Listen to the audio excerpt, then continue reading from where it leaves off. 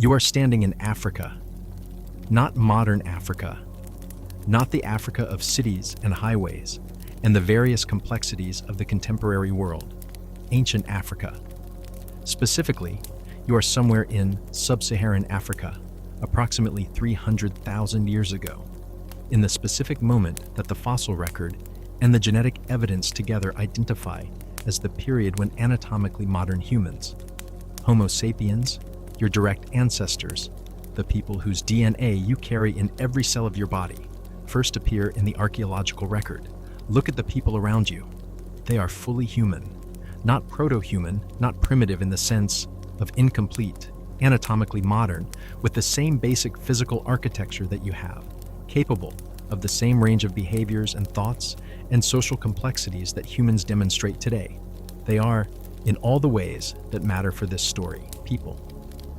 Your people, separated from you by approximately 12,000 generations, and they are dark-skinned, deeply, consistently, functionally dark-skinned, not as a matter of preference or culture or the various social constructions that the concept of skin color has accumulated over the centuries, but as a matter of biology, physics, and the specific relationship between ultraviolet radiation and the human body, in the environment where the human species spent most of its evolutionary history.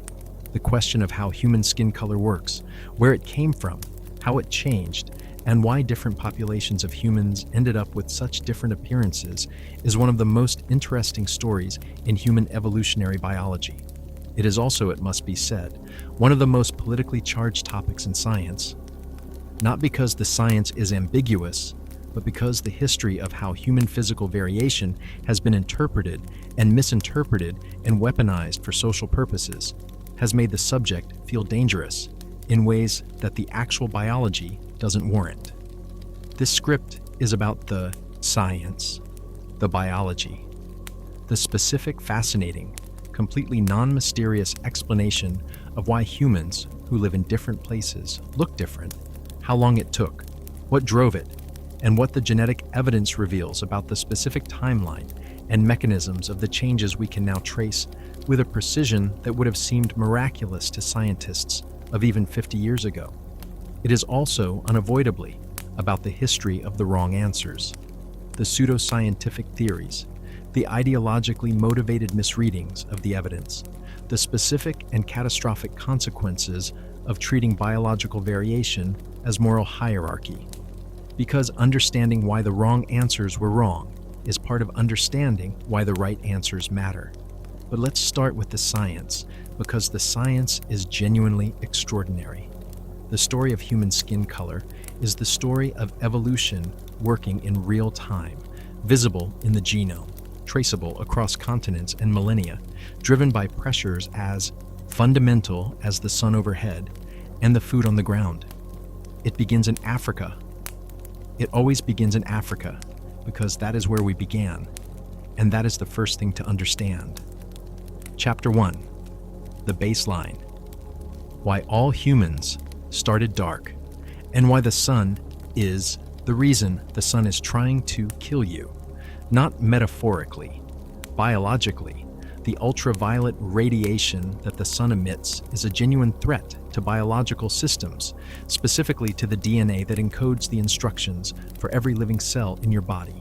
UV radiation, particularly UVB, the wavelength range that is most biologically active, penetrates the upper layers of the skin and interacts with the DNA in skin cells, causing the specific chemical modifications to the DNA strands that can, if not repaired, produce the mutations that lead to skin cancer. Your body has multiple defense systems against this threat. The cellular repair mechanisms that identify and fix UV-damaged DNA. The immune system's capacity to identify and eliminate abnormal cells before they become cancerous. And the melanin system, the specific biological mechanism that is the most visible defense against UV radiation and the explanation for human skin color. Melanin is the pigment produced by specialized cells called melanocytes, which are distributed throughout the skin's outer layer.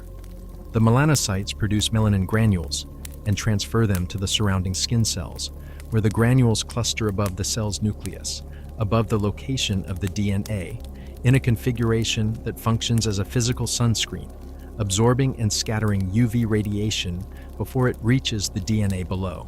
The more melanin in the skin, the darker the skin appears, and the more protection against UV radiation the skin provides. This is not complicated. It is the direct physical explanation of why dark skin exists and why it evolved in environments where UV radiation was intense. Dark skin is better protection against UV damage. In high UV environments, and the humans whose skin provided better protection survived and reproduced more successfully than those whose skin provided less. The equatorial and subequatorial environments where Homo sapiens evolved are high UV environments. The sun is more directly overhead at low latitudes. The atmosphere is thinner at sea level where human populations were concentrated. And the year-round intensity of solar radiation in tropical Africa means that the UV exposure of early humans was consistent, intense, and biologically significant. The evolution of dark skin in the human lineage was the evolution of the protection that this environment required. But the melanin story goes deeper than just UV protection, and the depth reveals something important about the specific evolutionary pressure that drove human skin to its distinctive darkness. Our closest evolutionary relatives, the chimpanzees, our closest living relatives with whom we share approximately 98.7% of our DNA, have pale pink skin under their dark fur. The skin of chimpanzees is not dark. It is the fur that provides the UV protection in our primate relatives, the dense coat of hair that the savanna-adapted human lineage lost as part of the adaptation to bipedal locomotion and endurance running in open environments. The loss of body hair was one of the early and important adaptations of the human lineage. It is associated with the bipedal endurance running lifestyle that distinguished our ancestors from the forest-adapted apes, and it is connected to the development of the eccrine sweat gland system that allows humans to cool through sweating in ways that the fur-covered ape cannot. The hairless human who could run for hours in the midday heat, chasing prey in the thermoregulatory strategy called persistence hunting, running faster prey animals until they overheated, had a significant adaptive advantage over the prey animals who couldn't sustain the pace. But the hairless skin exposed to the high UV environment of equatorial Africa needed its own UV protection in the absence of the fur that had previously provided it. And the evolutionary response was the darkening of the exposed skin through the increase of melanin production. The genetic evidence for this shift is now clear. The specific genes responsible for dark skin in modern humans show the signatures of strong positive selection, meaning that the dark skin variants of these genes increased rapidly in the population because they provided a significant survival advantage. The darkening of human skin after the loss of body hair was not gradual and indifferent. It was a rapid evolutionary response to a specific, strong selective pressure. The timing of this transition, as far as the genetic and fossil evidence can establish it, was approximately 1.2 to 1.7 million years ago, well before the emergence of anatomically modern Homo sapiens. In the earlier Homo ergaster and Homo erectus populations that were the evolutionary predecessors of modern humans.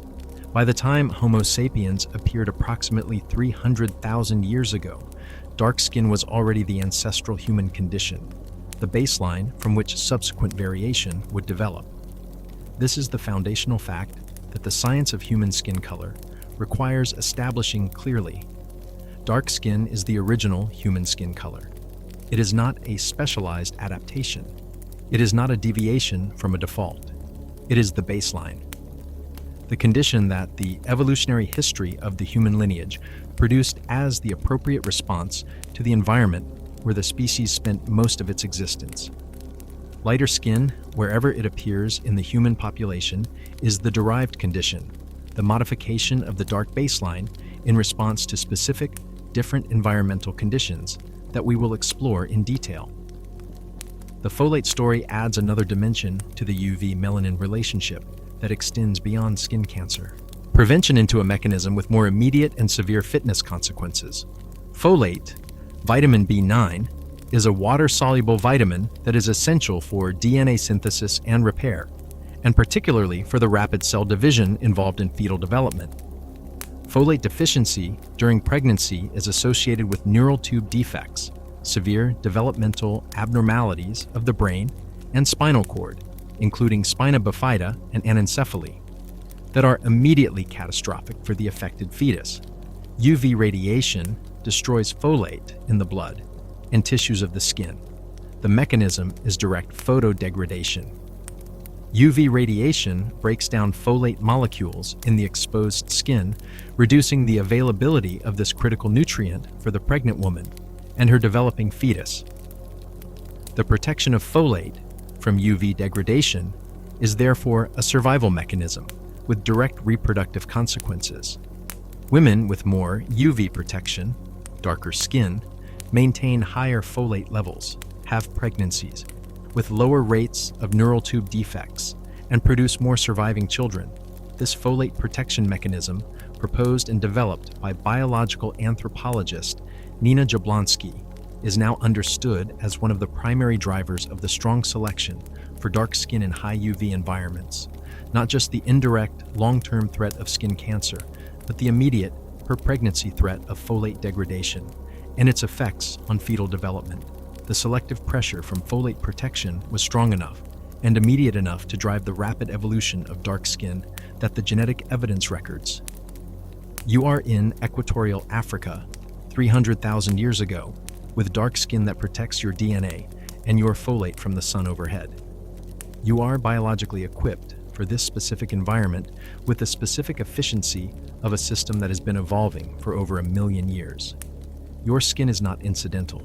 It is functional, specific, and precisely calibrated to the UV environment you inhabit.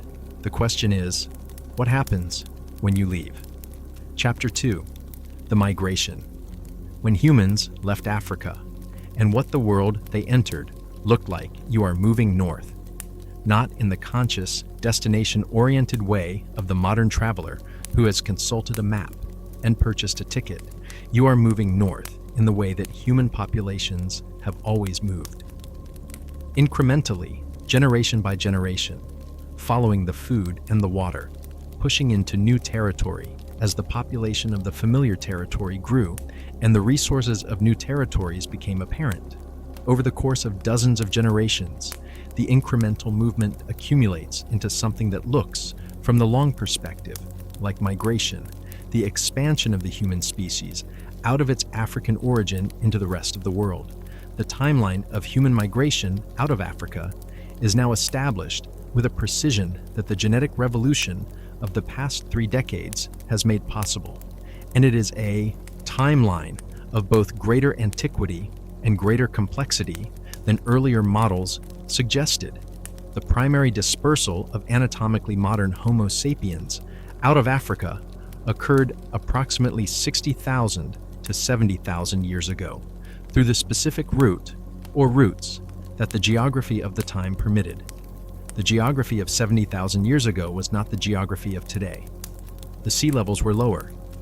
The ice ages of the Pleistocene had locked significant volumes of water in continental ice sheets, reducing sea levels by up to 120 meters relative to today's levels. This lower sea level exposed land connections and shallow water crossings that don't exist in the modern geography. The Bab el-Mandeb Strait between Africa and the Arabian Peninsula was narrower, possibly narrow enough to cross on foot during the lowest sea levels. The Arabian Peninsula itself was not the desert it is today. In wetter periods, it was grassland, crossable and habitable in ways the modern landscape wouldn't allow. The populations that crossed into the Arabian Peninsula, and from there into South Asia, Central Asia, and eventually everywhere that modern humans now live, were taking their African biological heritage with them, including their dark skin. The first modern humans to reach Europe, the Middle East, South Asia, East Asia, and the Americas were dark-skinned people, because dark skin was the human default, and the migration itself was too rapid, on evolutionary timescales, to have produced significant changes in skin color before the populations reached their destinations.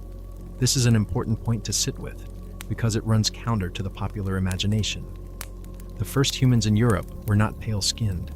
The fossil evidence, where it permits the inference, and the ancient DNA evidence, where it is available, confirm that the early modern human populations of Europe, the people who painted the caves of Lascaux and Altamira, who hunted the mammoth and the reindeer of the Pleistocene steppe, who were the ancestors of the European populations that came much later, were dark-skinned, or at least significantly darker than the modern European populations, who are their distant descendants. The ancient DNA from Cheddar Man, the approximately 9,000-year-old skeleton found in Somerset, England, whose genome was sequenced in 2018, produced the striking finding that this early British individual had the genetic variants associated with dark skin, with light eyes, and with dark hair. The headline that the first Briton was dark-skinned circulated widely, to the surprise of many modern Britons who had apparently assumed otherwise. The science was not surprising. The public reaction was. The migration routes out of Africa were multiple and complex, and the modern understanding of human dispersal is considerably more intricate than the simple single migration model that earlier accounts proposed. There were early dispersals, human populations, that moved out of Africa before the main 60,000-year-ago event, some of whose genetic traces can be found in modern populations of South and Southeast Asia and Australia. There were later dispersals that added different genetic components to different populations. There were the returns to Africa. Genetic evidence of movement back into Africa from Eurasia that mixed with African populations in ways that the ancient DNA record is now beginning to reveal. But for the purpose of the skin color story, the key variable is the UV environment that the migrating populations entered as they moved away from the equator. And the UV environment of the higher latitudes is dramatically different from the UV environment of equatorial Africa. The UV radiation that reaches the Earth's surface decreases with latitude for two related reasons. First, at higher latitudes, the sun is lower in the sky, meaning that the solar radiation has to travel through more atmosphere before reaching the surface, and the atmosphere absorbs and scatters UV radiation as it passes through. Second, the higher latitudes have more pronounced seasonality. The winter months at 50 degrees north latitude have very low UV levels, with some months producing essentially no UVB at all. The UV environment of Northern Europe is not just slightly lower than the UV environment of equatorial Africa. It is dramatically, comprehensively lower, perhaps 50 to 70% lower on an annual basis, and essentially zero for several months of the year. In this low UV environment, the selective pressure that had driven the evolution of dark skin in Africa was not just reduced. In important respects, it was reversed. Chapter 3. The vitamin D problem. The specific biological mechanism that made lighter skin advantageous. In low UV environments, here is the problem with being dark-skinned in Northern Europe. The same melanin that absorbs the UV radiation that destroys folate and damages DNA also absorbs the UV radiation that is needed for vitamin D synthesis. Vitamin D is not just a vitamin in the conventional sense. It is a precursor hormone produced in the skin through the action of UVB radiation on a cholesterol derivative that regulates an enormous range of biological processes: the immune system, the cardiovascular system, the musculoskeletal system, the endocrine system, the specific functions of calcium and phosphorus absorption that determine bone density and skeletal health. Vitamin D deficiency is not a minor nutritional inconvenience. It is a systemic health problem with consequences that range from the skeletal disease, rickets, the bowing of weight-bearing bones, the deformation of the pelvis, the weakening of the entire skeletal system, to the immune dysfunction that made historic European populations vulnerable to infectious diseases in ways that adequate vitamin D levels would have reduced. The UVB radiation that produces vitamin D in the skin is the same UVB radiation that the melanin in dark skin absorbs as protection. This creates an elegant biological trade-off. In high UV environments, dark skin provides the UV protection that preserves folate and prevents DNA damage, at the cost of reducing vitamin D production that isn't a problem because the high UV levels are sufficient for adequate production even through dark skin. In low UV environments, this trade-off reverses. The UV levels are low enough that dark skin, which absorbs a large proportion of the limited available UV, significantly reduces the vitamin D production that the body needs. The consequence of this trade-off is a direct selective pressure toward lighter skin in low UV environments. The individuals in a population who had genetic variants producing less melanin, lighter skin that allowed more UV through to the vitamin D synthesis pathway, would have better vitamin D status, healthier immune systems, better skeletal development, and in the specific case of women, better outcomes in childbirth, because rickets deformed pelvises were a major cause of maternal mortality in the pre-modern period. These individuals would survive better and reproduce more successfully than their darker-skinned counterparts in the same low UV environment, and the lighter-skin variants would increase in frequency over generations. This is the vitamin D hypothesis for the evolution of lighter skin in populations that move to high latitudes, and it is now supported by substantial genetic evidence. The specific genes responsible for lighter skin in European and other high-latitude populations have been identified, and they show the genetic signatures of strong positive selection. The same kind of signatures that indicate rapid evolutionary change, driven by significant survival advantage. But here's the part that surprises most people. The evolution of light skin in the populations that moved into Northern Europe was much more recent than most people assume.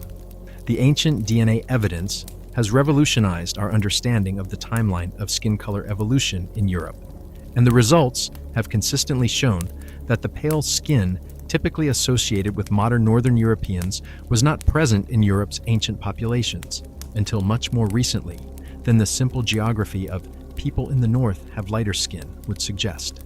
The hunter-gatherers of Mesolithic Europe, the populations that lived in Europe before the advent of farming, roughly 8,000 to 15,000 years ago, appear to have had darker skin than modern Europeans, despite having lived in Europe for thousands of years. This seems paradoxical until you understand the dietary component of vitamin D acquisition. The hunter-gatherers of Mesolithic Europe ate a diet that was very high in fatty fish, salmon, herring, eel, and other animal foods that are the most significant dietary sources of vitamin D. Dietary vitamin D can compensate for reduced sun-derived vitamin D to a significant degree, and the hunter-gatherers who were eating large amounts of fatty fish were maintaining adequate vitamin D levels through their diet rather than through their skin, reducing the selective pressure toward lighter skin. The shift to agriculture, the adoption of the farming lifestyle that arrived in Europe from the Near East approximately 8,000 years ago, changed this equation dramatically. The farming diet was significantly lower in dietary vitamin D than the hunter-gatherer diet.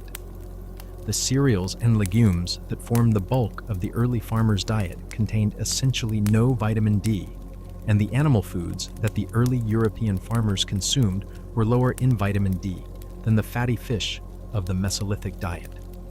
The farmers who had moved from a vitamin D-rich diet to a vitamin D-poor diet were suddenly more dependent on sun-derived vitamin D and more vulnerable to the vitamin D insufficiency that dark skin in a low UV environment produced. The genetic evidence now suggests that the strong selection for the specific gene variants that produced the light skin of modern Northern Europeans occurred primarily in the Neolithic period. Within the last 8,000 years, possibly as recently as 5,000 to 6,000 years ago. This is very recent in evolutionary terms. It is also, interestingly, much more recent than the popular imagination places the evolution of light skin in Europe, which often assumes it is an ancient feature of the populations that have always lived there. There is no population that has always lived anywhere, and the skin color of any given population reflects the evolutionary history of that population in its specific environment over the specific period it has been there. And that period is often much shorter than the mythology of ancient, unchanging racial types suggests. Chapter 4. The Genes: How the Molecular Machinery of Skin Color actually works and what it reveals. Let's get specific about the genes, because the genetics of skin color is where the modern understanding most dramatically diverges from older accounts, and the specifics are genuinely fascinating. The first important point is that skin color is not controlled by a single gene. It is a polygenic trait, a characteristic determined by the combined effects of many genes, each contributing a small piece of the overall outcome.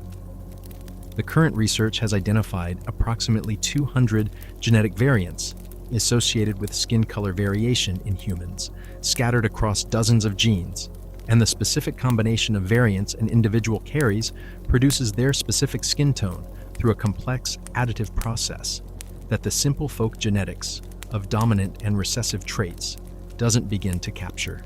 The gene that most people have heard of in the context of skin color is MC1R, the melanocortin 1 receptor gene, which regulates the type of melanin produced. The MC1R gene influences whether melanocytes produce eumelanin, the darker brown-black pigment, or pheomelanin, the lighter yellow-red pigment. The variants in MC1R that are associated with red hair and fair skin in European populations are variants that shift melanin production toward pheomelanin, and these variants are found at high frequency in Northern European populations as a result of the selection we have discussed. But MC1R is one gene among many, and the focus on MC1R in popular accounts of skin color genetics has produced a somewhat distorted picture of how the system works. The genes that account for the largest differences in skin color between continental populations, the differences between, for example, West African and Northern European skin color, involve different genes, particularly SLC24, A5, and SLC45A2, which influence the regulation of melanin production in the melanocyte rather than the type of melanin produced. The SLC24A5 gene has attracted particular attention because of the dramatic and clear-cut nature of its geographic distribution. One specific variant of this gene, called the derived allele, or the RS1426654 variant, is found at very high frequency in European and South Asian populations, and at very low frequency in East Asian and African populations. This variant is strongly associated with lighter skin, and its frequency distribution follows the expected pattern of a variant under positive selection in the high latitude populations where lighter skin was advantageous. The evolutionary history of SLC24A5 is now well documented.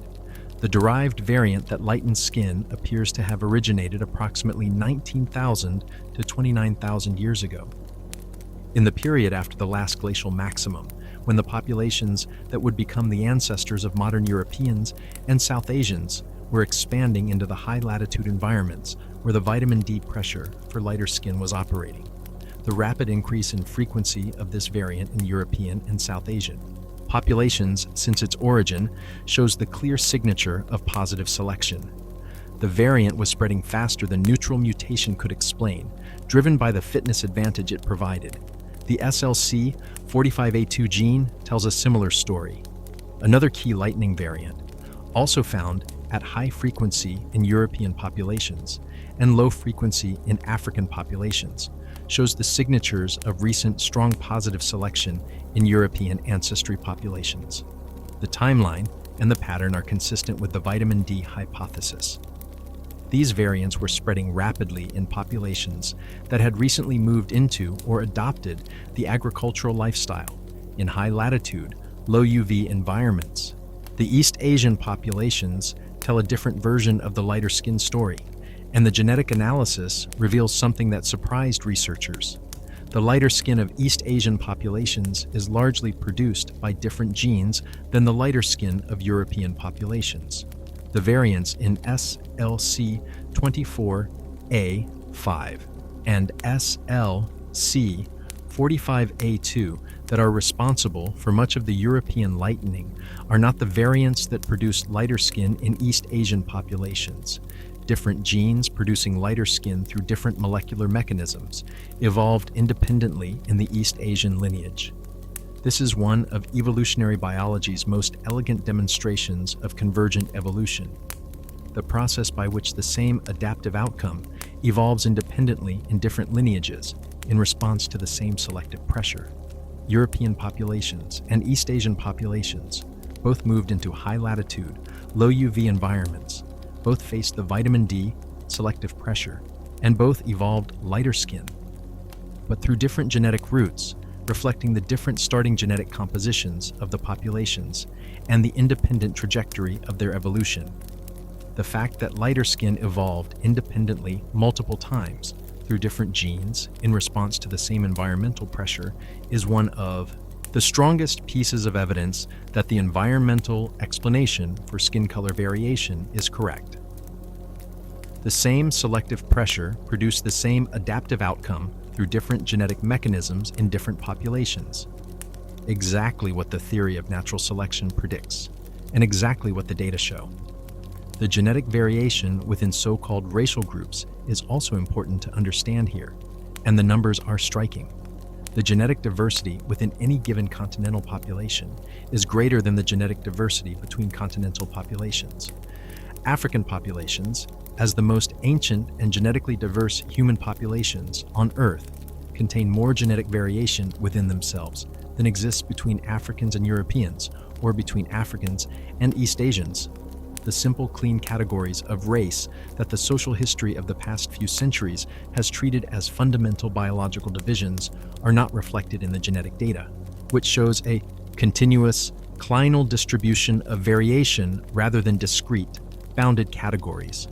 The skin color genes are unusual in this respect.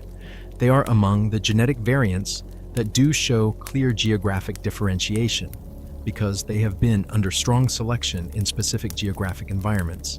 But even the skin color genes don't map onto the racial categories of the social history cleanly. The darkest skinned populations of the world are not genetically identical. The sub-Saharan African populations, the Melanesian populations, the indigenous Australian populations, all have dark skin produced by high melanin levels, but they are not closely related genetically, and their dark skin reflects the independent maintenance or evolution of high melanin levels in separate lineages in response to the same high UV environmental pressure. Chapter 5. The timeline. How recently these changes happened, and why recent means something. Let's put some specific dates on this, because the timeline of human skin color evolution is one of the aspects of the story that most dramatically challenges the popular understanding. The popular imagination tends to think of human racial groups as ancient, as if the physical differences between populations have been present since humans first appeared, as if the pale skin of Northern Europeans and the dark skin of Sub-Saharan Africans have been fixed features of those populations since time immemorial. The actual timeline is considerably more recent, and the recentness has implications for how we understand the significance of these differences.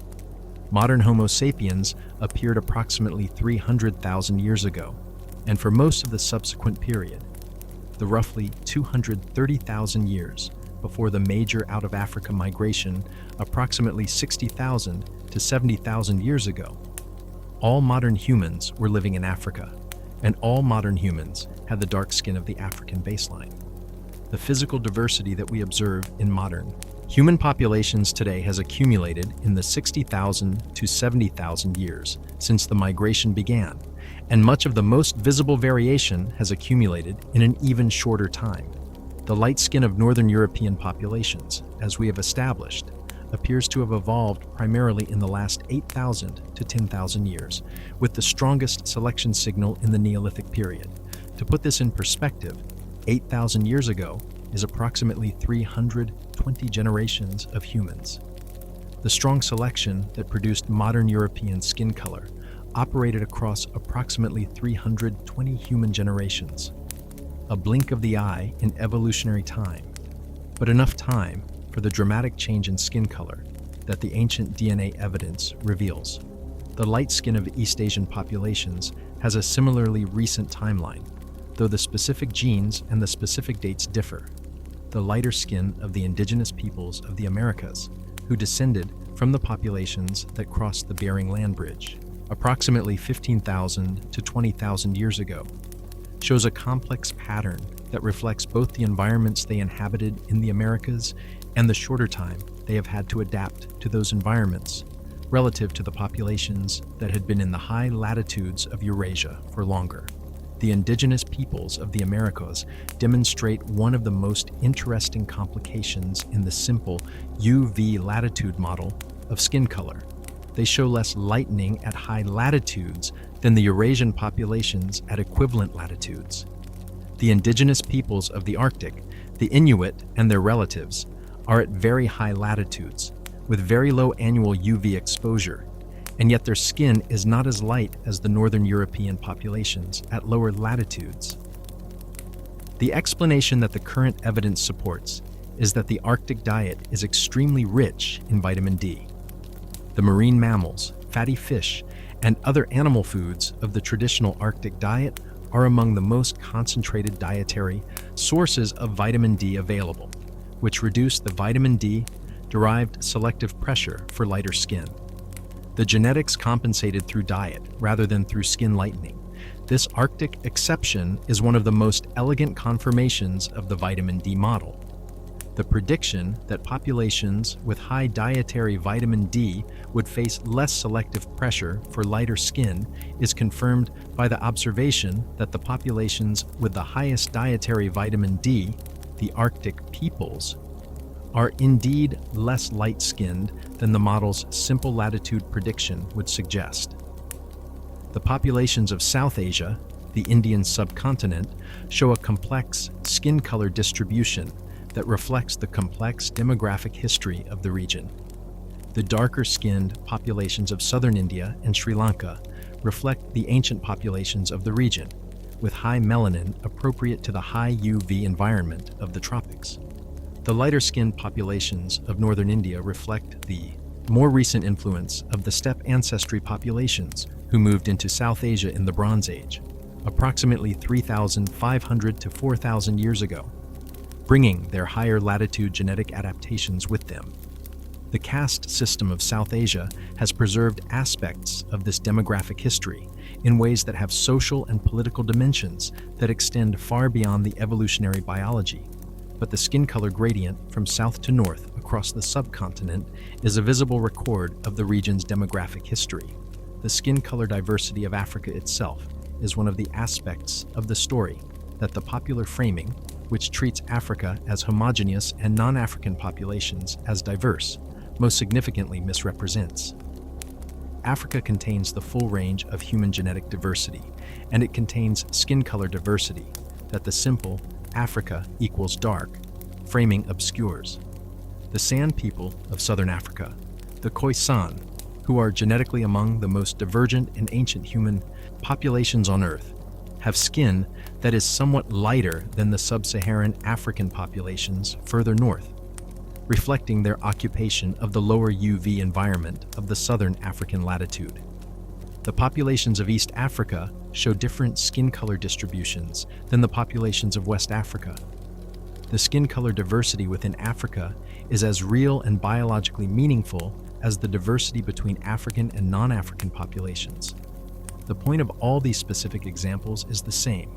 Skin color variation in humans is the product of evolution, responding to specific environmental pressures over specific timescales in specific populations. It is adaptive, it is recent, it is ongoing.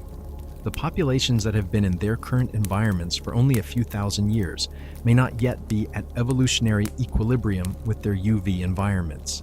And it is, at the genetic level, a relatively small number of gene variants producing the visible differences that have been so socially and historically significant.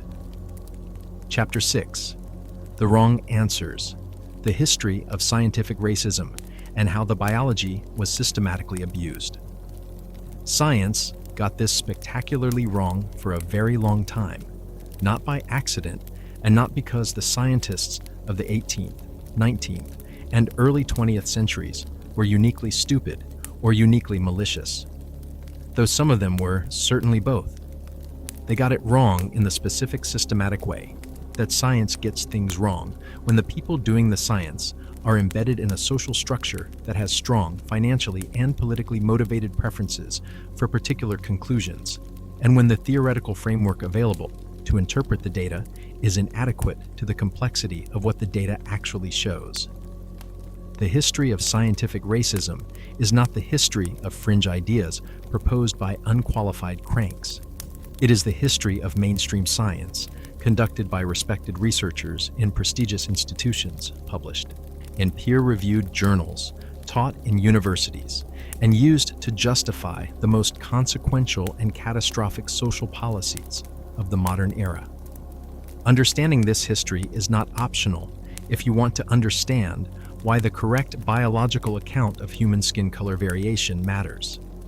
Because the incorrect account caused enormous, specific measurable harm, and the harm continues in the social structures that the incorrect account helped build. The formal study of human physical variation began in the 18th century in the intellectual context of the European Enlightenment's project of classifying and organizing the natural world. Carl Linnaeus, the Swedish botanist who invented the binomial nomenclature that still organizes biological classification, included humans in his taxonomic system in 1735, dividing Homo sapiens into 4 varieties corresponding to the 4 continental regions of the world: Europaeus, Afer, Asiaticus, and Americanus. Each variety was described, not just in physical terms, but in behavioral and psychological terms, with the European variety described in terms that reflected the specific values of the European Enlightenment: rational, inventive, governed by law, and the other varieties described in terms that reflected the specific prejudices of a European intellectual tradition, whose relationship with the rest of the world was organized around the economic exploitation of those populations. Linnaeus was not conducting scientific racism in the deliberate, ideologically motivated sense. He was extending the classification system that worked for plants and animals to humans, using the categories and the descriptive vocabulary available to him in a cultural context that made the hierarchical ranking of human groups seem as natural as the taxonomic ranking of biological species. The problem was not his intention. The problem was the framework, the assumption that human physical variation was discrete, categorical, and hierarchically organized rather than continuous, clinal, and adaptive. Johann Friedrich Blumenbach, the German physician who coined the term Caucasian for the European variety of humanity in 1795, was in many respects a more careful scientist than Linnaeus. He measured skulls systematically. He was skeptical of the behavioral and psychological attributions that others were making to racial categories, and he explicitly argued that all human groups were equally capable of civilization. But his skull measurement methodology, the discipline that became known as craniometry, established the practice of measuring physical characteristics and using those measurements to infer mental and behavioral characteristics, a practice that would be pursued with increasingly elaborate methodology and increasingly wrong conclusions for the following century and a half. The craniometry tradition attempted to measure intelligence and character from skull shape and skull volume, on the assumption that brain size was correlated with intelligence and that skull measurements were correlated with brain size. The measurements were real. Skulls were measured. Numbers were produced. Statistical analyses were performed. The conclusions were not real. The correlation between skull measurements and intelligence was not there. The correlation between brain size and intelligence was much weaker and more complex than the craniometrists assumed, and the specific methodological errors that produced the results the researchers expected to find were not identified until much later, when researchers went back to the original data and found the errors. Samuel Morton, the 19th century American physician who compiled the largest skull collection in the world, and whose statistical analysis of skull volumes was used to argue for a natural hierarchy of human intellectual capacity, is the canonical example of this problem. Morton's work was considered rigorous at the time. He was measuring skulls carefully and reporting the numbers with apparent precision. When Stephen Jay Gould reanalyzed Morton's data in 1978, he found systematic errors in the analysis that had consistently produced the results that Morton's prior expectations demanded, the unconscious bias of the measurer expressed in the specific decisions about how to measure and how to handle ambiguous cases. The subsequent reanalysis of Morton's data has itself been contested. Some researchers have argued that Gould's reanalysis contained its own errors, and the Morton case has become a test case for the methodological debate about unconscious bias in scientific measurement. But the broader pattern that Morton represented, the systematic production of scientific results that confirmed the social hierarchy that the researchers inhabited, is not seriously contested. It was happening, it was widespread, and it was doing damage. The Darwinian revolution of the 1850s and 1860s should, in principle, have corrected the craniometry tradition by providing the theoretical framework that the skull measurers lacked, the understanding of natural selection that would have directed attention to the adaptive significance of physical variation rather than its hierarchical ranking. Darwin himself was more careful than many of his followers. He was skeptical of the sharp racial categories that the craniometrists used, and his account of human evolution emphasized the shared ancestry and the gradual continuous nature of human variation in ways that were incompatible with the rigid racial typology of the tradition. But social Darwinism, the misapplication of Darwin's natural selection theory to social organization in ways that Darwin did not endorse and that the theory does not support, took the evolutionary framework and used it to reinforce rather than challenge the racial hierarchy. If natural selection produced progress and European civilization was more advanced than other civilizations, then European populations must be more evolved. The specific logical error of conflating cultural complexity with biological fitness that produced one of the most consequential scientific mistakes of the modern era. Francis Galton, Darwin's cousin, took this misapplication further with the development of eugenics, the program of deliberately managing human reproduction to improve the biological quality of the population, defined in terms that reflected the values and the status of the people doing the defining. Galton was a genuine scientist. He made real contributions to statistics and to the understanding of heredity, and he was also the architect of a theoretical framework that, in its various national implementations, produced some of the 20th century's worst atrocities. The eugenics movement that Galton initiated in Britain spread to the United States, where it found enthusiastic institutional support.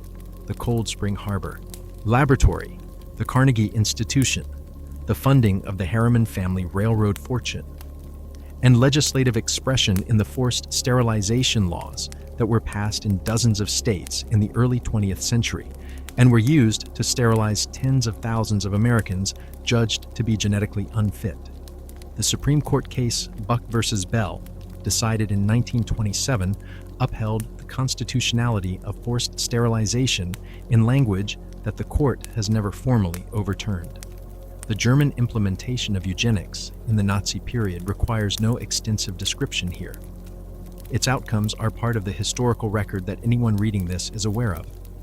What is worth noting is that the German program explicitly cited the American eugenics movement as a model and inspiration, and that the German researchers who implemented it were using scientific frameworks that had been developed and validated in the mainstream scientific institutions of Britain and America.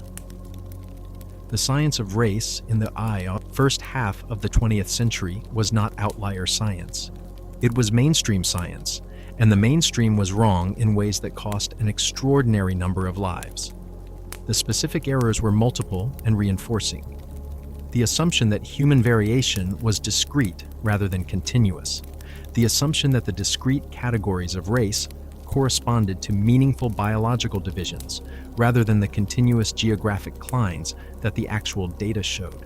The assumption that physical variation and mental or behavioral variation were linked in the ways the theories proposed, for which the actual evidence was consistently absent or consistently the product of methodological errors. The assumption that the cultural and economic hierarchy of the contemporary world reflected a natural biological hierarchy rather than specific historical processes of exploitation and advantage. Each of these assumptions was wrong. The evidence against each of them was accumulating through the period of the theory's greatest influence, and it was mostly not attended to because the theories were serving social functions, justifying slavery, justifying colonialism, justifying the exclusion of immigrant populations, justifying the sterilization of people judged inferior. That made the institutions supporting the theories resistant to the evidence against them. The scientific correction of scientific racism was not a single event.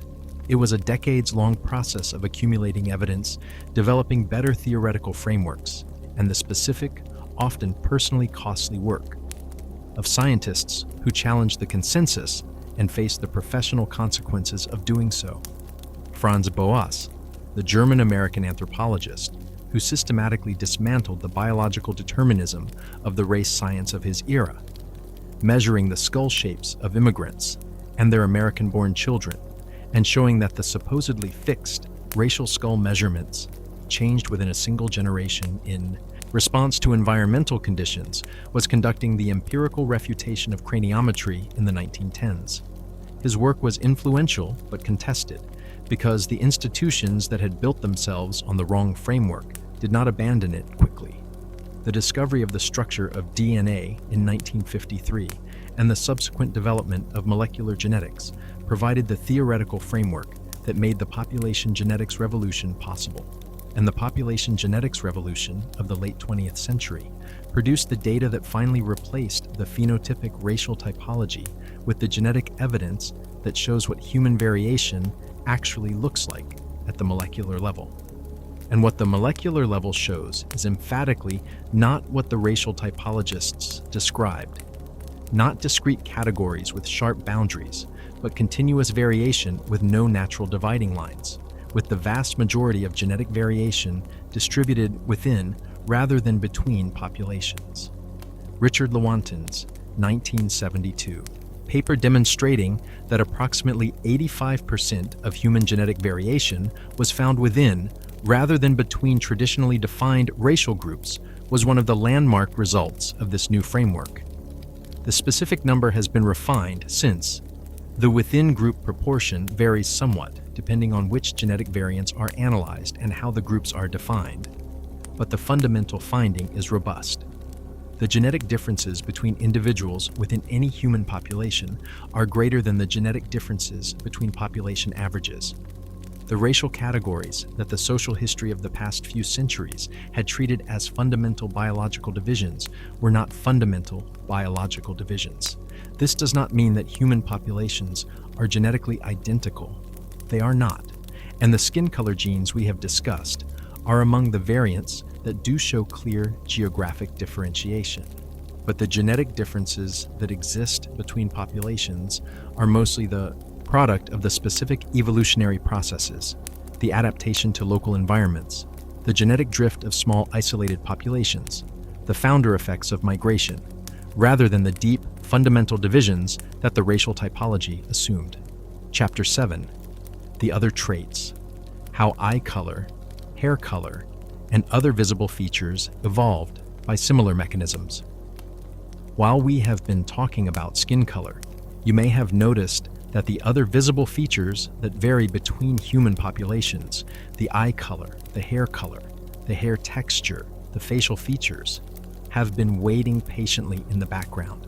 They have similar stories, not identical stories. Each feature has its own specific evolutionary history, its own adaptive logic, and its own genetic basis, but stories that share the same fundamental structure, geographic variation, produced by the combination of natural selection responding to specific environmental pressures and the random processes of genetic drift operating in small, isolated populations. The eye color story begins with the same melanin system as the skin color story. The color of the iris, the visible part of the eye that controls the amount of light entering the pupil, is determined by the amount and distribution of melanin in the iris tissue. Dark irises contain more melanin and appear brown. Light irises contain less melanin and appear blue, green, or gray, with the specific color depending on the amount of melanin and the way that light interacts with the iris tissue. All humans ancestrally had dark brown irises. The dark iris, like the dark skin, is the ancestral condition of the human lineage. Blue and green irises are derived conditions that evolved in specific populations in specific environments.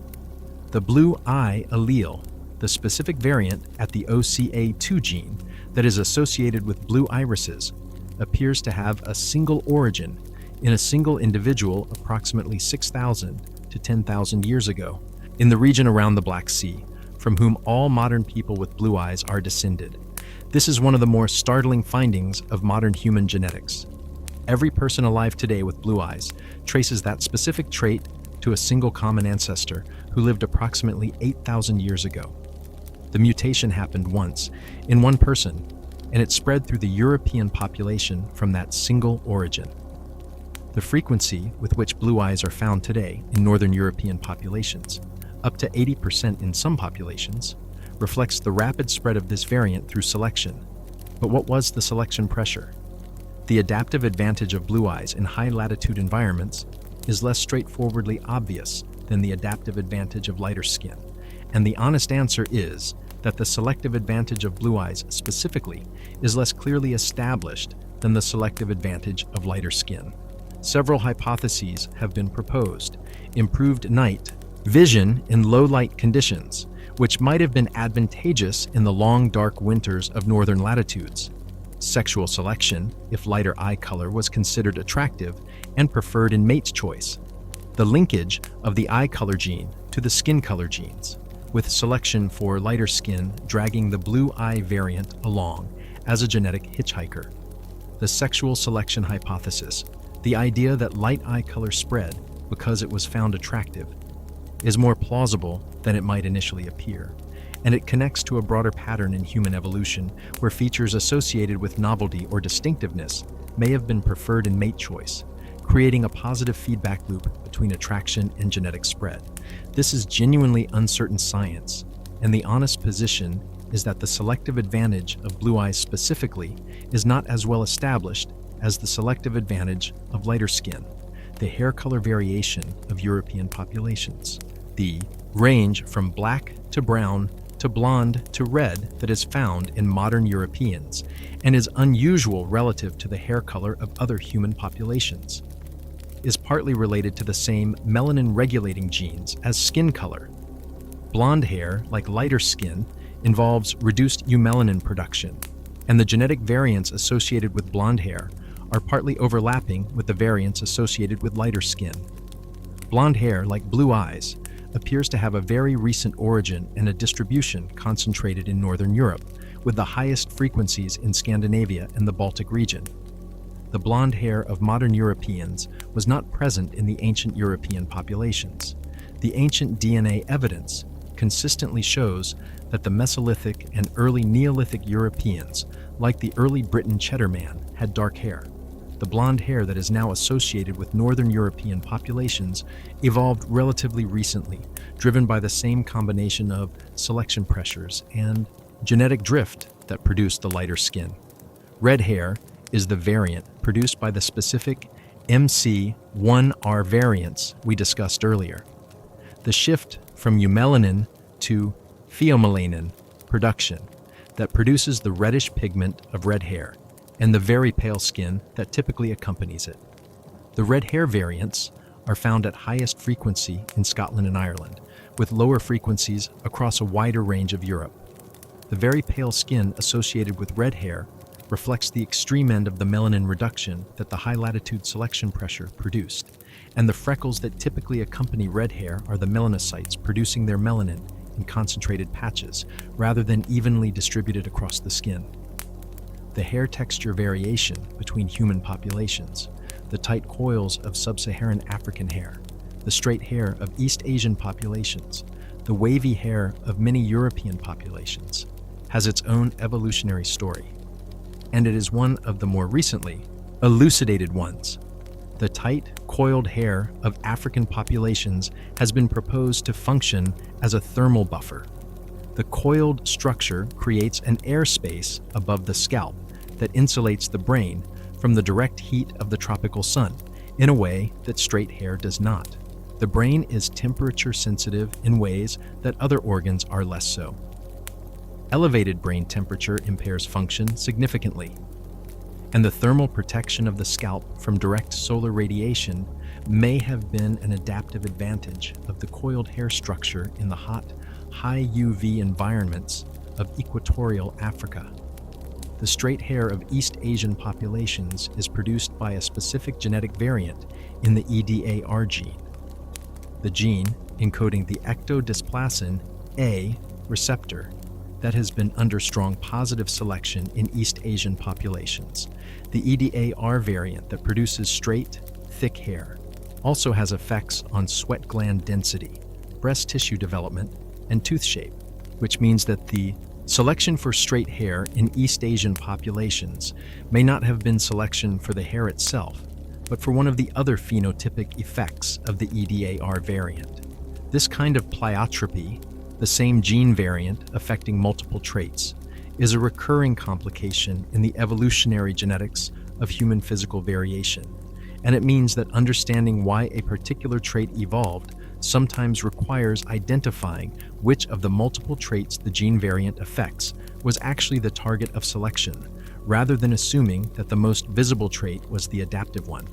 The facial features that vary between human populations, the epicanthic fold of the eye in many East Asian populations, the variation in nose shape across populations, the variation in lip thickness, each have their own evolutionary stories, and the stories are a mixture of adaptation and genetic drift that are not always easy to separate. The nose shape variation across human populations is one of the more clearly adaptive cases.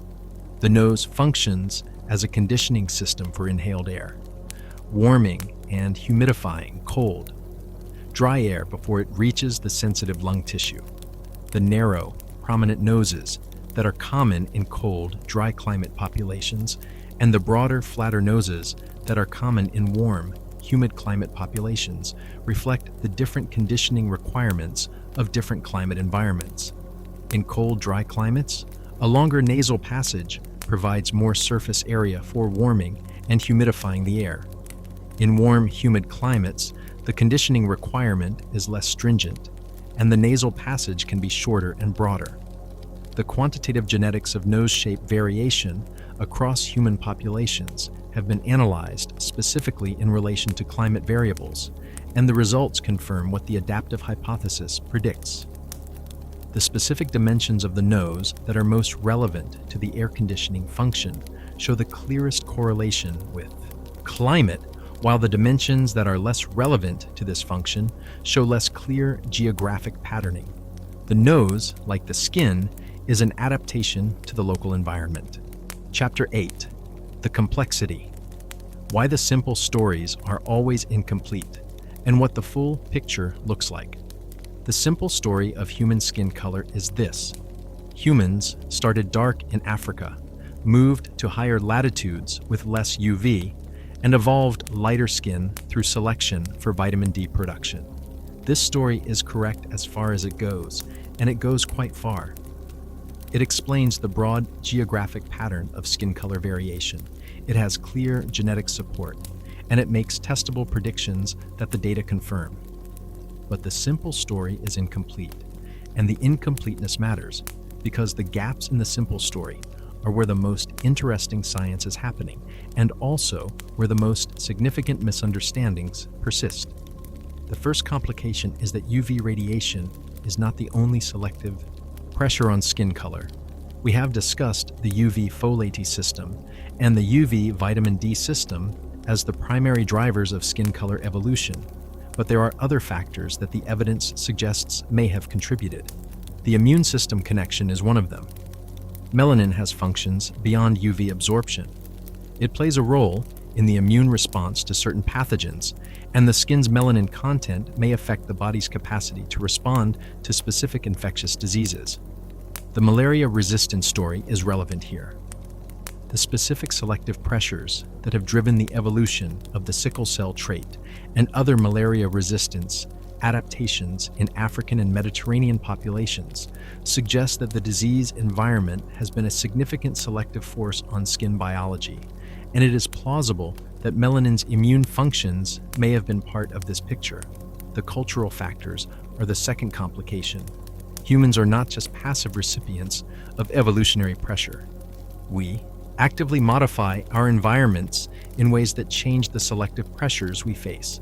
The clothing that human populations developed allowed people to move into cold environments while maintaining the body temperature regulation that their biology required, and the same clothing reduced the UV exposure of the skin in ways that may have modified the selection pressure for skin color. The shelter and fire technology that allowed humans to spend less time in direct sunlight reduced the UV exposure relevant to both the folate and vitamin D systems. The dietary responses to vitamin D requirements, the traditional diets of Arctic populations that provided vitamin D from food rather than sun, demonstrate that cultural adaptation can solve the same problem that biological adaptation solves, reducing or eliminating the selective pressure for the biological solution. The complex interaction between cultural and biological evolution, the process that evolutionary biologists call gene-culture coevolution, means that understanding skin color evolution requires understanding the cultural context in which the biological evolution occurred, and that context varied significantly between populations. The third complication is the geographic complexity of human demographic history. The simple UV latitude model predicts a clean gradient from dark skin near the equator to lighter skin at higher latitudes. The actual distribution of skin color across human populations is approximately this gradient, but with significant deviations that reflect the demographic history of specific populations. The Native Americans at high latitudes who are darker than the European model predicts. The Arctic populations whose diet compensates for the UV deficit. We have already discussed the indigenous Australians who have dark skin appropriate to the high UV environment of Australia's latitudes, but who are genetically quite distant from African populations, demonstrate that dark skin can be independently maintained or potentially re-evolved in different lineages in response to the same high UV pressure. The populations of the Tibetan Plateau present another complication. The high altitude of the Tibetan Plateau means that the UV levels there are actually higher than at lower elevations at the same latitude. The thinner atmosphere at 4,000 to 5,000 meters provides less UV filtering, and the UV levels on the Tibetan Plateau are comparable to those at sea level in much lower latitudes. The Tibetan populations have skin color that is somewhat darker than other East Asian populations at lower elevations and latitudes, consistent with the higher UV exposure of the altitude. A local adaptation within the broader geographic pattern. The fourth complication is the mixing of populations with different skin color histories. The modern world has produced, through the migration and mixing of populations that had previously been geographically separated, populations with genetic backgrounds that had not previously been combined. The complex skin color distributions of mixed ancestry populations, the wide range of skin tones within families and communities with mixed heritage, reflect the polygenic nature of skin color inheritance and the way that multiple gene variants from different evolutionary backgrounds combine in individual descendants. The genetics of skin color in mixed ancestry populations is not the simple blending of the parents' phenotypes, though it often appears that way on average. The specific combinations of gene variants from different ancestral backgrounds produce a range of outcomes in the offspring generation, with some individuals darker than both parents and some lighter than both parents being theoretically possible, depending on which specific variants were inherited from which parent. The skin color variation within families with complex ancestries is one of the visible expressions of the apologenic complexity of the trait. The fifth complication, and perhaps the most important for the social and historical context of this discussion, is the radical decoupling of skin color from the other traits with which it has been associated in the social histories of the past few centuries. Skin color is a feature with a specific evolutionary history. It is the adaptation of the melanin system to the UV environment of specific geographic locations. It tells you where a population's ancestors lived and how long they were there. It tells you about the UV environment and the diet and the specific combination of pressures that shaped that population's biology. It does not tell you about intelligence. It does not tell you about personality or character or temperament or any of the behavioral and psychological traits that the history of scientific racism attempted to associate with it. The brain is not the skin. The cognitive capacities that produce human intelligence, the specific neural architecture that allows language, abstract thought, social reasoning, cumulative cultural learning, did not evolve in response to the UV environment. They evolved in response to the social and ecological pressures that all human populations faced throughout the species' evolutionary history.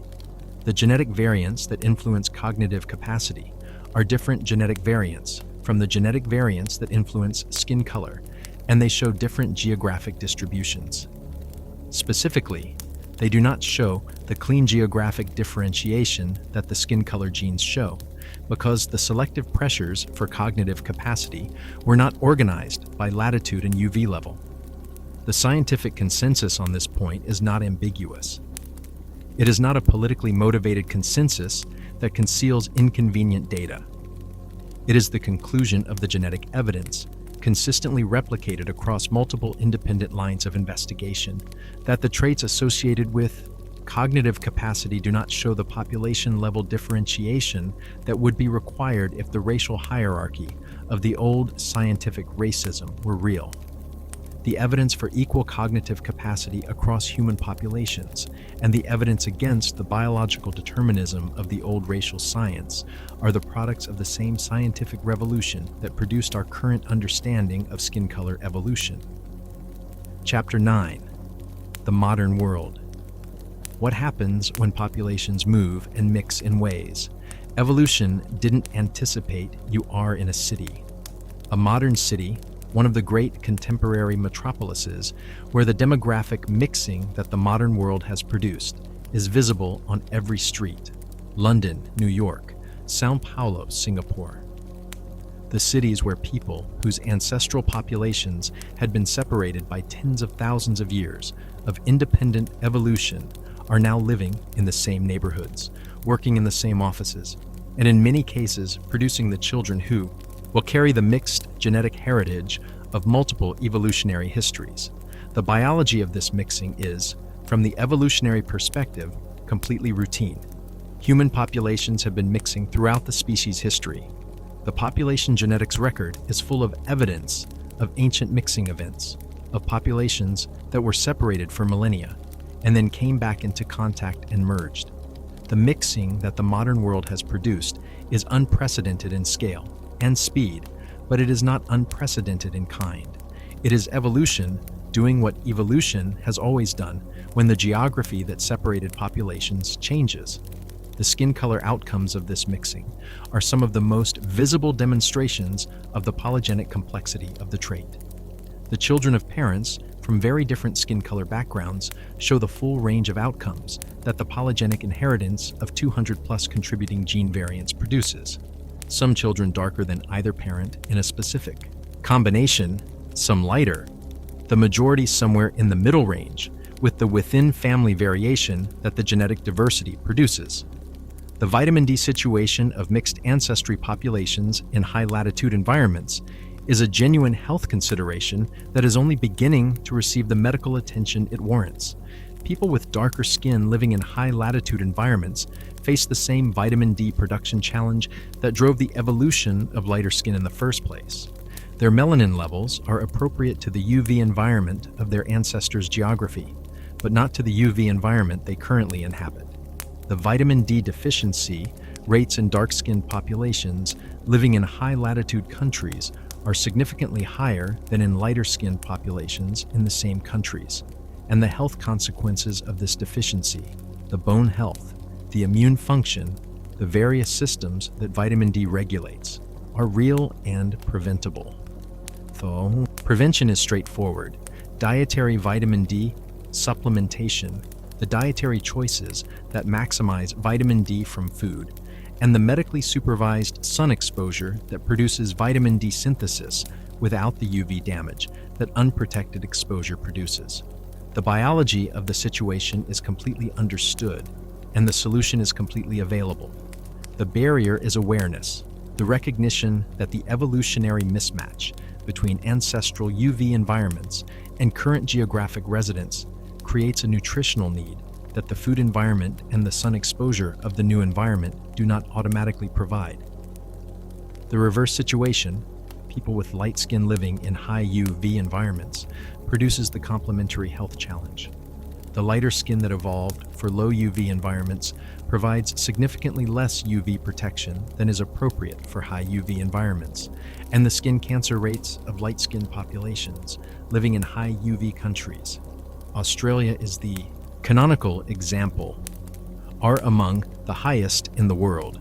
The evolutionary mismatch between ancestral skin melanin levels and current UV exposure produces the specific vulnerability that the skin cancer statistics reveal, and the sun protection behaviors that public health campaigns promote in Australia and similar countries are the cultural substitute for the biological protection that the melanin system would have provided in the UV environment to which the skin was adapted. The Australian experience is one of the more stark examples of the evolutionary mismatch that modern demographic mobility has produced. The European settlers who arrived in Australia beginning in the 18th century brought with them the skin biology of populations adapted to the low UV environments of Northern Europe, populations in which the selective pressure had been for less melanin and better vitamin D production, not for more melanin and better UV protection. The UV levels of coastal Australia are approximately 5 times higher than the UV levels of the UK, and the skin biology of the British settlers was precisely wrong for this environment in ways that the epidemiology has confirmed. Australia has the highest rates of melanoma and non-melanoma skin cancer in the world, and the pattern maps directly onto the evolutionary mismatch between skin adaptation and UV environment. The evolution of skin color in modern populations is, in principle, still happening. The selective pressures that drove the historical evolution of skin color have not disappeared simply because we are aware of them. But the cultural interventions that modern medicine and modern behavior provide, the sunscreen, the vitamin D supplementation, the clothing that modifies UV exposure, the dietary sources of vitamin D that reduce the dependence on sun-derived production, are modifying the selective pressures in ways that may significantly slow or alter the biological evolution. This is gene culture, coevolution in real time.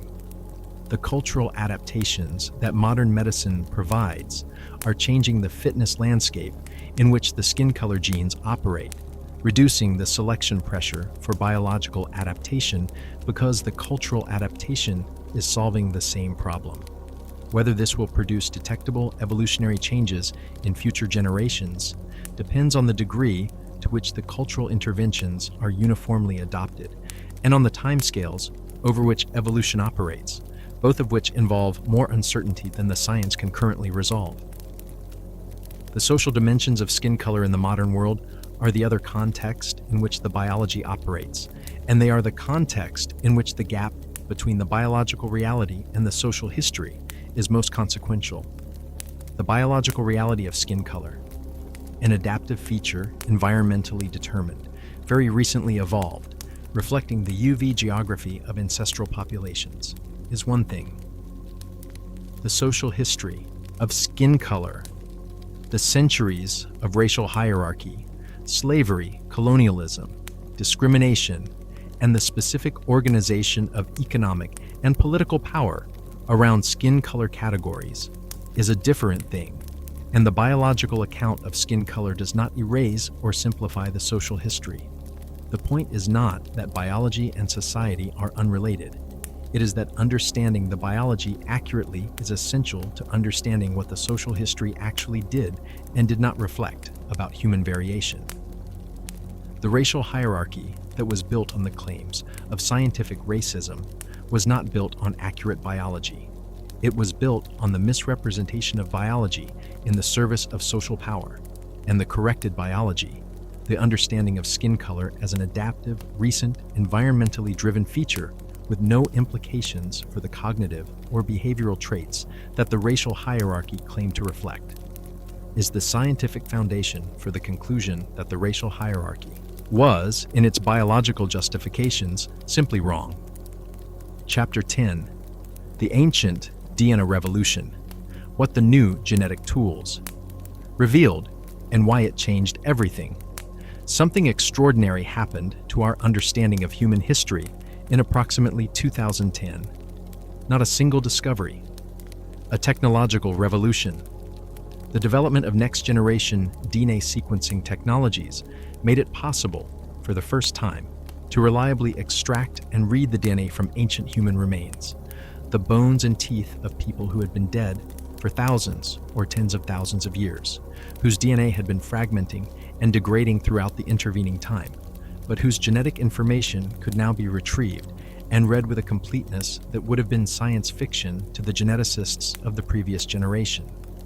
The ancient DNA revolution transformed every field it touched: archaeology, anthropology, linguistics, the study of human migration and population history, and the study of human physical variation, including skin color, was transformed as profoundly as any other field because the ancient DNA data provided the direct, empirical evidence of what ancient human populations actually looked like, in ways that the indirect inferences of population genetics from modern samples had never quite managed. The results were, with extraordinary consistency, surprising, not in random, unpredictable ways. The surprises were systematic, and they all pointed in the same direction, toward a human past that was more dynamic, more mobile, more mixed, and more recently changed than the stories that populations told about themselves had suggested. The population of Europe is the case that has been most intensively studied, because the ancient DNA samples from European archaeological sites are more numerous and better preserved than from most other regions, and because the social and political significance of European origins has motivated the research investment. The picture that has emerged is one of extraordinary complexity and continuous transformation.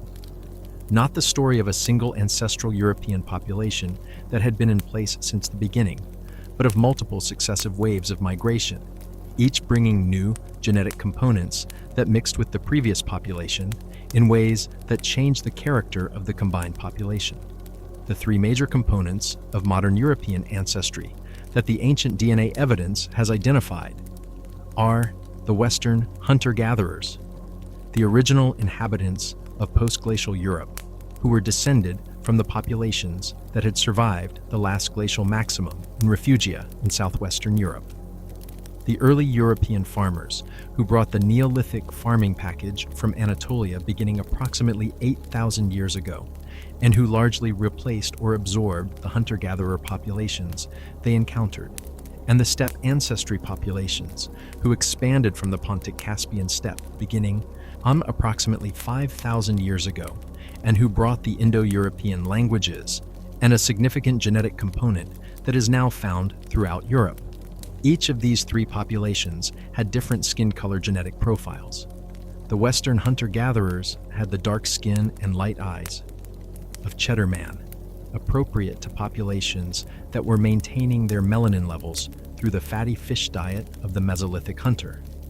The early European farmers from Anatolia had intermediate skin tone, somewhat lighter than the African baseline, but not as light as modern Northern Europeans, with the gradual vitamin D selection beginning to operate in the agricultural populations that had reduced their dietary vitamin D by abandoning the fish-heavy hunter-gatherer diet. The steppe ancestry populations had skin color variants that varied within the population, with some of the lightening variants present. The mixing of these three populations, in the proportions that varied by region and by the specific demographic history of each part of Europe, produced the skin color diversity of modern European populations through the combined genetic heritage of all three components, shaped by the ongoing selection pressure that continued to operate after the mixing. The relatively pale skin of modern Northern European populations is not the ancient, unchanging feature that the mythology of Northern European origins sometimes implies. It is the recent product of the mixing and selection of the past 8,000 years. The ancient DNA from South Asia has revealed an equally complex and equally recent demographic history. The populations of the Indian subcontinent are descended from the mixture of at least four major ancestral populations: the ancient ancestral South Indians, the ancient ancestral North Indians, who were related to the steppe ancestry populations of Europe, the Indus Valley Civilization population, whose genetic profile is only now being characterized, and the Austroasiatic and Tibeto-Burman populations in specific regions. The mixing of these populations, in proportions that varied by region, caste, and community, produced the genetic and phenotypic diversity of modern South Asian populations, including the skin color diversity that ranges from the very dark skin of some southern Indian populations to the lighter skin of some northern populations. The caste system of South Asia has preserved aspects of this demographic history by restricting the intermarriage that would otherwise have continued mixing the genetic components. The genetic differences between castes in South Asia, the observation that some upper caste groups are more closely related to the steppe ancestry populations, and some lower caste groups are more closely related to the ancient ancestral South Indians, reflect the demographic history of the subcontinent and the social institution that froze aspects of that history in place. The skin color gradient that often corresponds to caste in South Asia is therefore, in part, a preserved record of the demographic mixing and separation that the caste system's social history reflects. The ancient DNA from Africa is the most recently developed of the major regional datasets, and it is producing findings that are as surprising as those from Europe and Asia.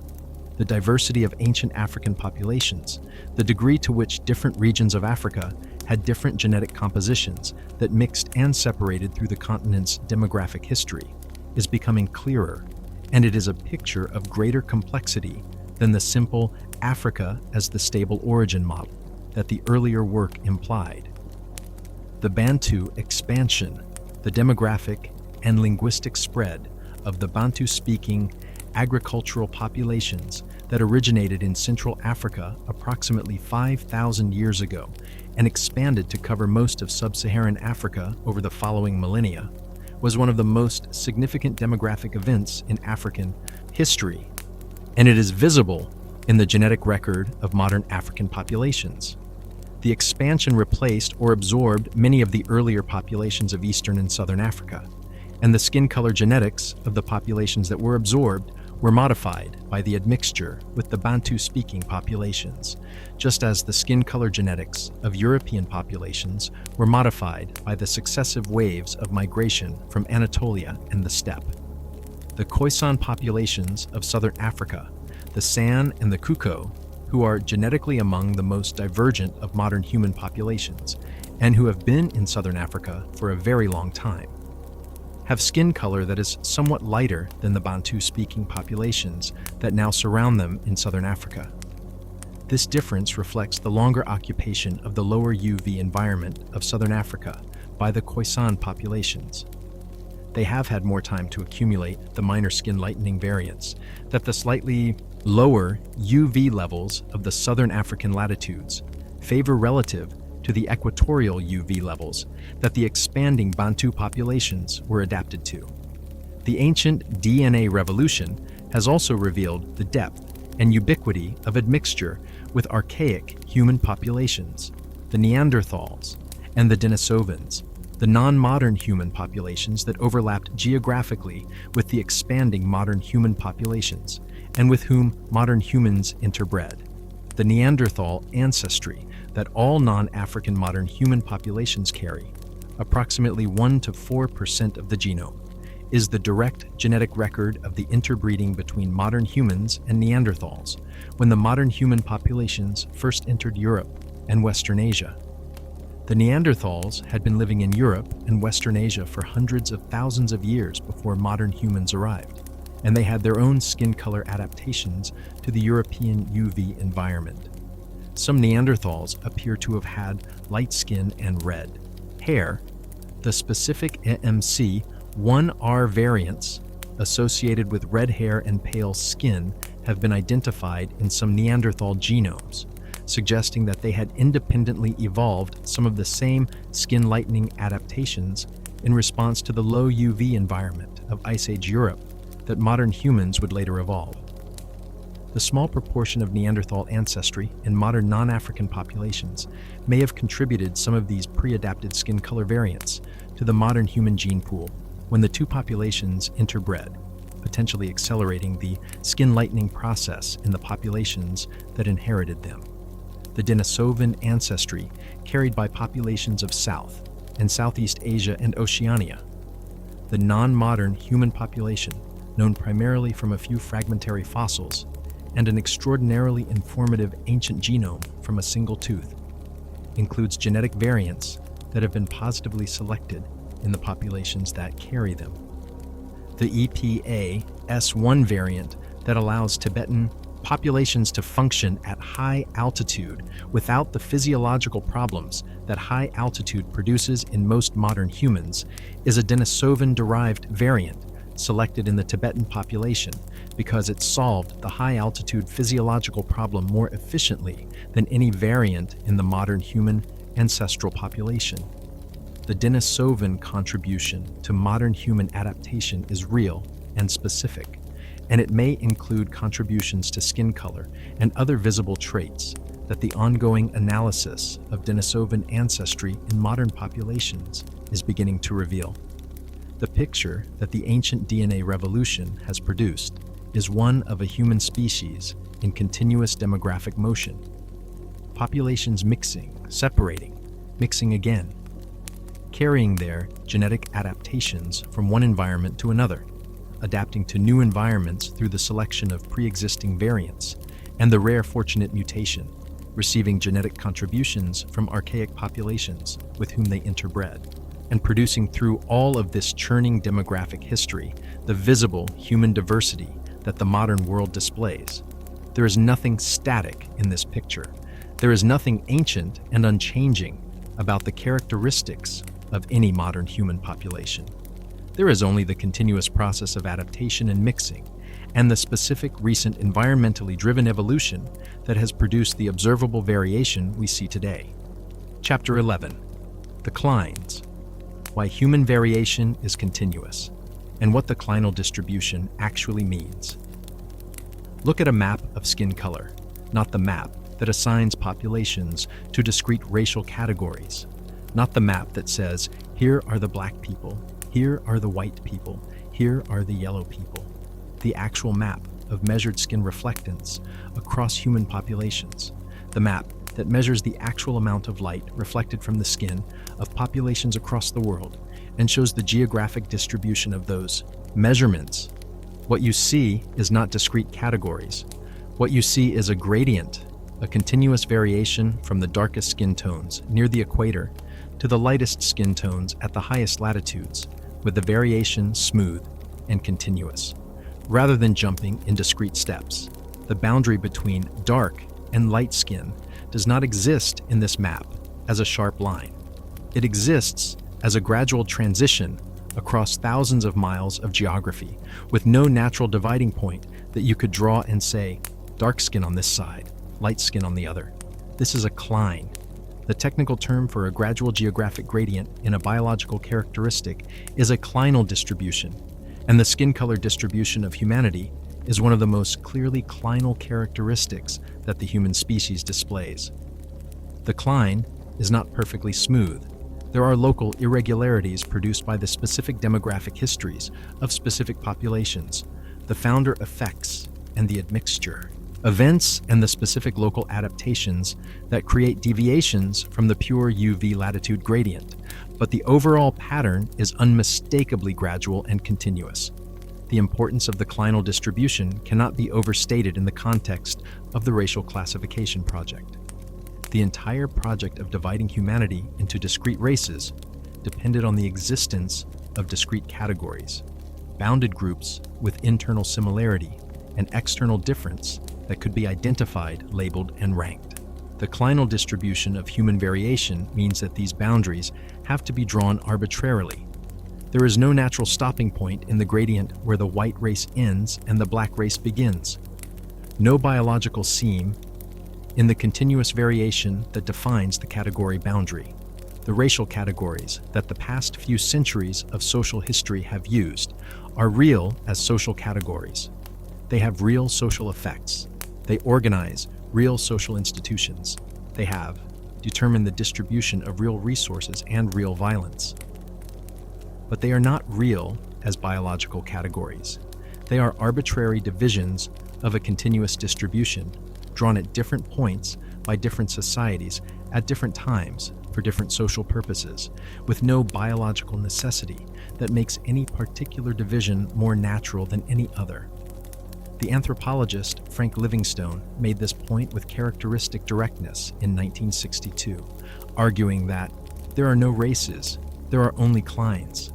Livingstone was not arguing that human physical variation didn't exist. He was arguing that the variation existed as continuous geographic gradients, not as discrete categories, and that the racial classification project was imposing a categorical structure on a continuous distribution that the distribution didn't support. The subsequent decades of research in human population genetics have confirmed and elaborated Livingstone's observation. The continuous nature of human genetic variation, the arbitrary nature of the boundaries between any proposed racial categories, and the failure of the genetic data to sort cleanly into the racial categories of the social history. All of these have been demonstrated repeatedly and consistently. The conclusion is not controversial within science. The racial categories of the social history are not natural biological categories, and the biological variation they attempt to capture is better described by the continuous geographic, environmentally driven model that the population genetics reveals. This does not mean that all human variation is clinally distributed. Some traits do show more abrupt geographic transitions, particularly where the demographic history includes rapid migration events or sharp geographic boundaries that isolated populations. The blood group distributions, the disease resistance variants, some of the more recently evolved adaptations to specific local environments, these can show more geographically concentrated patterns. But the overall picture of human genetic variation is one of continuous geographic distribution, and the skin color that is the most socially significant human physical variable is one of the clearest examples of this continuous distribution. The implication for how we talk about human groups is not that we should stop talking about populations or ancestries or geographic origins. These are real and scientifically meaningful concepts. It is that the specific framework of bounded, discrete, hierarchically arranged racial categories is the wrong framework, and that the right framework, populations as statistical descriptions of shared ancestry and evolutionary history, variation as continuous and multidimensional, categories as useful approximations rather than natural kinds, does better justice to the biological reality. Chapter 12. The Future, where human skin. Color variation is going in a mobile, mixing world evolution does not stop. This is the first thing to understand about the future of human skin color variation. The biological processes that produce the variation we observe today have not been suspended, and they will continue to operate on the human genome as long as there are humans, and as long as there are selective pressures differentiating the survival and reproduction of individuals with different genetic variants. The question is what those selective pressures look like in the world that modernity has produced, and the answer is complicated in ways that make straightforward predictions difficult. The demographic mixing that the modern world has produced is the most obvious factor in the future of human skin color variation. The scale of population movement, the migration of people from low latitude to high latitude countries and vice versa, the urbanization that brings people of different ancestries into the same cities and the same social networks, the increasing rate of cross-ancestry reproduction that follows from this mixing, is producing a generation of people with genetic backgrounds that combine evolutionary adaptations from multiple geographic origins. The children of parents with different ancestral UV adaptations will have skin color determined by the specific combination of genetic variants they inherit from both parents, distributed across the polygenic architecture of the trait in ways that produce a range of outcomes.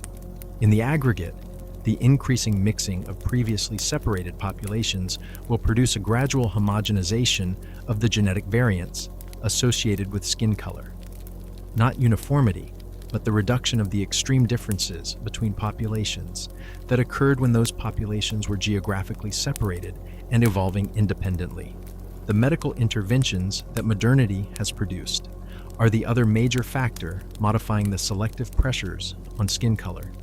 The sunscreen that protects light-skinned people in high UV environments reduces the differential reproductive success between light and dark skin in those environments, partially relaxing the selection that historically maintained high melanin levels in high UV populations. The vitamin D supplementation and the dietary vitamin D sources that reduce the vitamin D deficiency of dark-skinned people in low UV environments similarly reduce the selection pressure for lighter skin in those populations. If these interventions are uniformly adopted, if sunscreen and vitamin D supplementation become genuinely universal, the selective pressures for both darker and lighter skin in their respective environments would be significantly reduced, and the evolution of skin color in those environments might slow toward the rate of neutral genetic drift. This is a plausible long-term scenario, but it depends on the universal adoption of interventions that are currently unevenly distributed across economic and social lines. The climate change dimension is the wild card in the future of skin color selection pressures. The UV levels at the Earth's surface are affected by the ozone layer, and the depletion of stratospheric ozone that industrial chemistry has produced has increased UV levels at the surface, particularly in the southern hemisphere. The specific UV levels that populations at different latitudes are exposed to are changing, and the direction of change in most inhabited locations is toward higher UV exposure, which, if sustained, would shift the selection pressure toward higher melanin levels in populations that currently have relatively low melanin.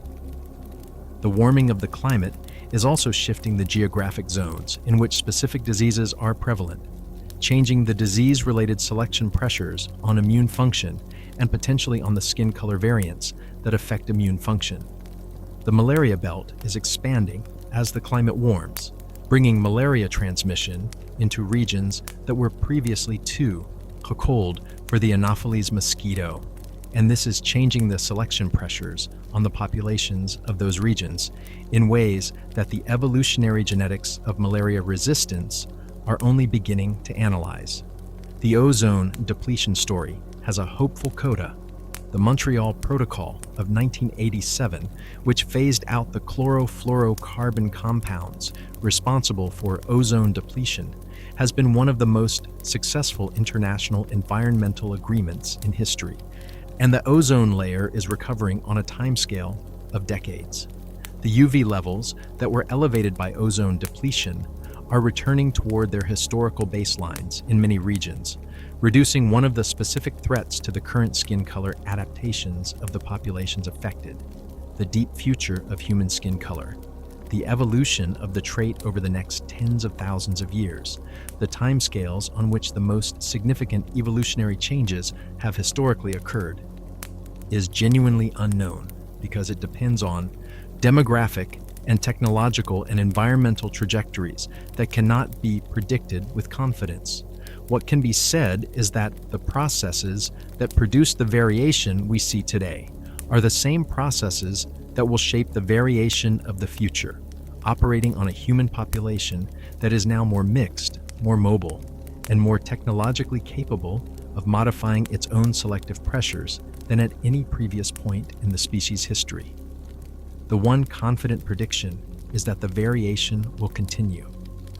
The human species will not converge on a single skin color because the selective pressures that favor different skin colors in different environments have not been eliminated, because the genetic diversity of the species is too great to be reduced to uniformity through any plausible demographic process, and because the biological processes of evolution operate on timescales that make meaningful uniformity essentially impossible in the historical window that anyone alive today can contemplate.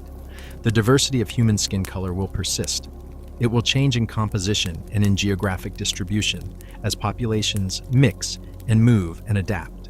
But the specific, environmentally driven, recently evolved, biologically functional diversity that is the subject of this script will remain a feature of the human species for as long as human beings inhabit environments with different UV levels and different dietary vitamin D availabilities, which is to say, for as long as human beings exist in anything recognizable as the world they currently inhabit. Chapter 13. The Understanding. What getting the science right actually changes, and why it matters. Understanding skin color correctly changes the questions you can ask. The wrong framework, the framework of discrete racial categories with deep biological foundations and meaningful associations between skin color and other traits, asks questions like, which race is superior? Which race is more intelligent? Which racial characteristics are valuable and which are not? These are the questions that the wrong framework generated, and they are questions that caused an extraordinary amount of harm when they were given scientific credibility and social institutional support. The right framework, the framework of continuous clinal, environmentally driven variation, recent in its origin, functional in its mechanism, disconnected from the cognitive and behavioral traits with which the wrong framework associated it, asks different questions. What environmental pressures shaped the skin color of this population? How long has this population been in this environment? And is there evidence of ongoing adaptation? What are the specific health implications of evolutionary mismatch between ancestral skin color adaptation and current UV environment? How did the demographic history of this population, the migrations, the mixing events, the founder effects, shape its current genetic composition? These are questions that the science can answer, and answering them produces knowledge that is useful, medically useful in the specific case of vitamin D deficiency and skin cancer risk, and intellectually useful in the broader sense of understanding where we came from and how we got here. The medical implications of getting the science right are specific and important. The vitamin D deficiency that disproportionately affects dark-skinned populations living in high-latitude countries is a real health problem with real health consequences. Increased risk of multiple sclerosis, cardiovascular disease, certain cancers, infectious disease susceptibility, and the maternal and fetal outcomes that folate and vitamin D affect. The recognition that this deficiency is the predictable consequence of an evolutionary mismatch between ancestral skin color adaptation and current geographic residence provides the framework for addressing it. Targeted supplementation, programs, dietary guidance, the specific medical monitoring that these populations need, the skin cancer risk that disproportionately affects light-skinned populations living in high UV environments is similarly real and similarly predictable from the evolutionary framework. The Australian statistics, the American statistics, the growing skin cancer burden of the Sunbelt populations that have expanded in the 20th century into high UV environments without the melanin protection that those environments require. These are the health consequences of evolutionary mismatch in the opposite direction, and the public health response is the sunscreen and sun avoidance behavior that the evolutionary framework motivates. The understanding that skin color is a recent, environmentally driven adaptation with no implications for cognitive capacity or character or moral worth is not just a scientific conclusion. It is the specific refutation of the specific claims that were used to justify the specific historical atrocities of the racial classification project. Slavery, colonialism, apartheid, the Holocaust. All of these drew on the scientific racism that claimed a biological basis for the hierarchy they implemented. The corrected science does not undo those atrocities, but it does remove the scientific credibility that was claimed for their justification. This matters because the claims of scientific racism have not entirely disappeared from the public discourse. The specific assertion that observed differences in test scores or academic achievement or various outcomes between groups defined by racial categories reflect underlying genetic differences in cognitive capacity. This claim is made, periodically, by people who present it in scientific language and who appeal to the authority of science. The claim is wrong, and the science that demonstrates it is wrong is the population genetics of human variation. The finding that the genetic variants associated with cognitive capacity do not show the population-level differentiation that the claim requires. The finding that the observed differences in outcome are better explained by the social, historical, and economic processes that have organized differential access to resources along racial lines. Understanding the science of skin color is therefore not an academic exercise.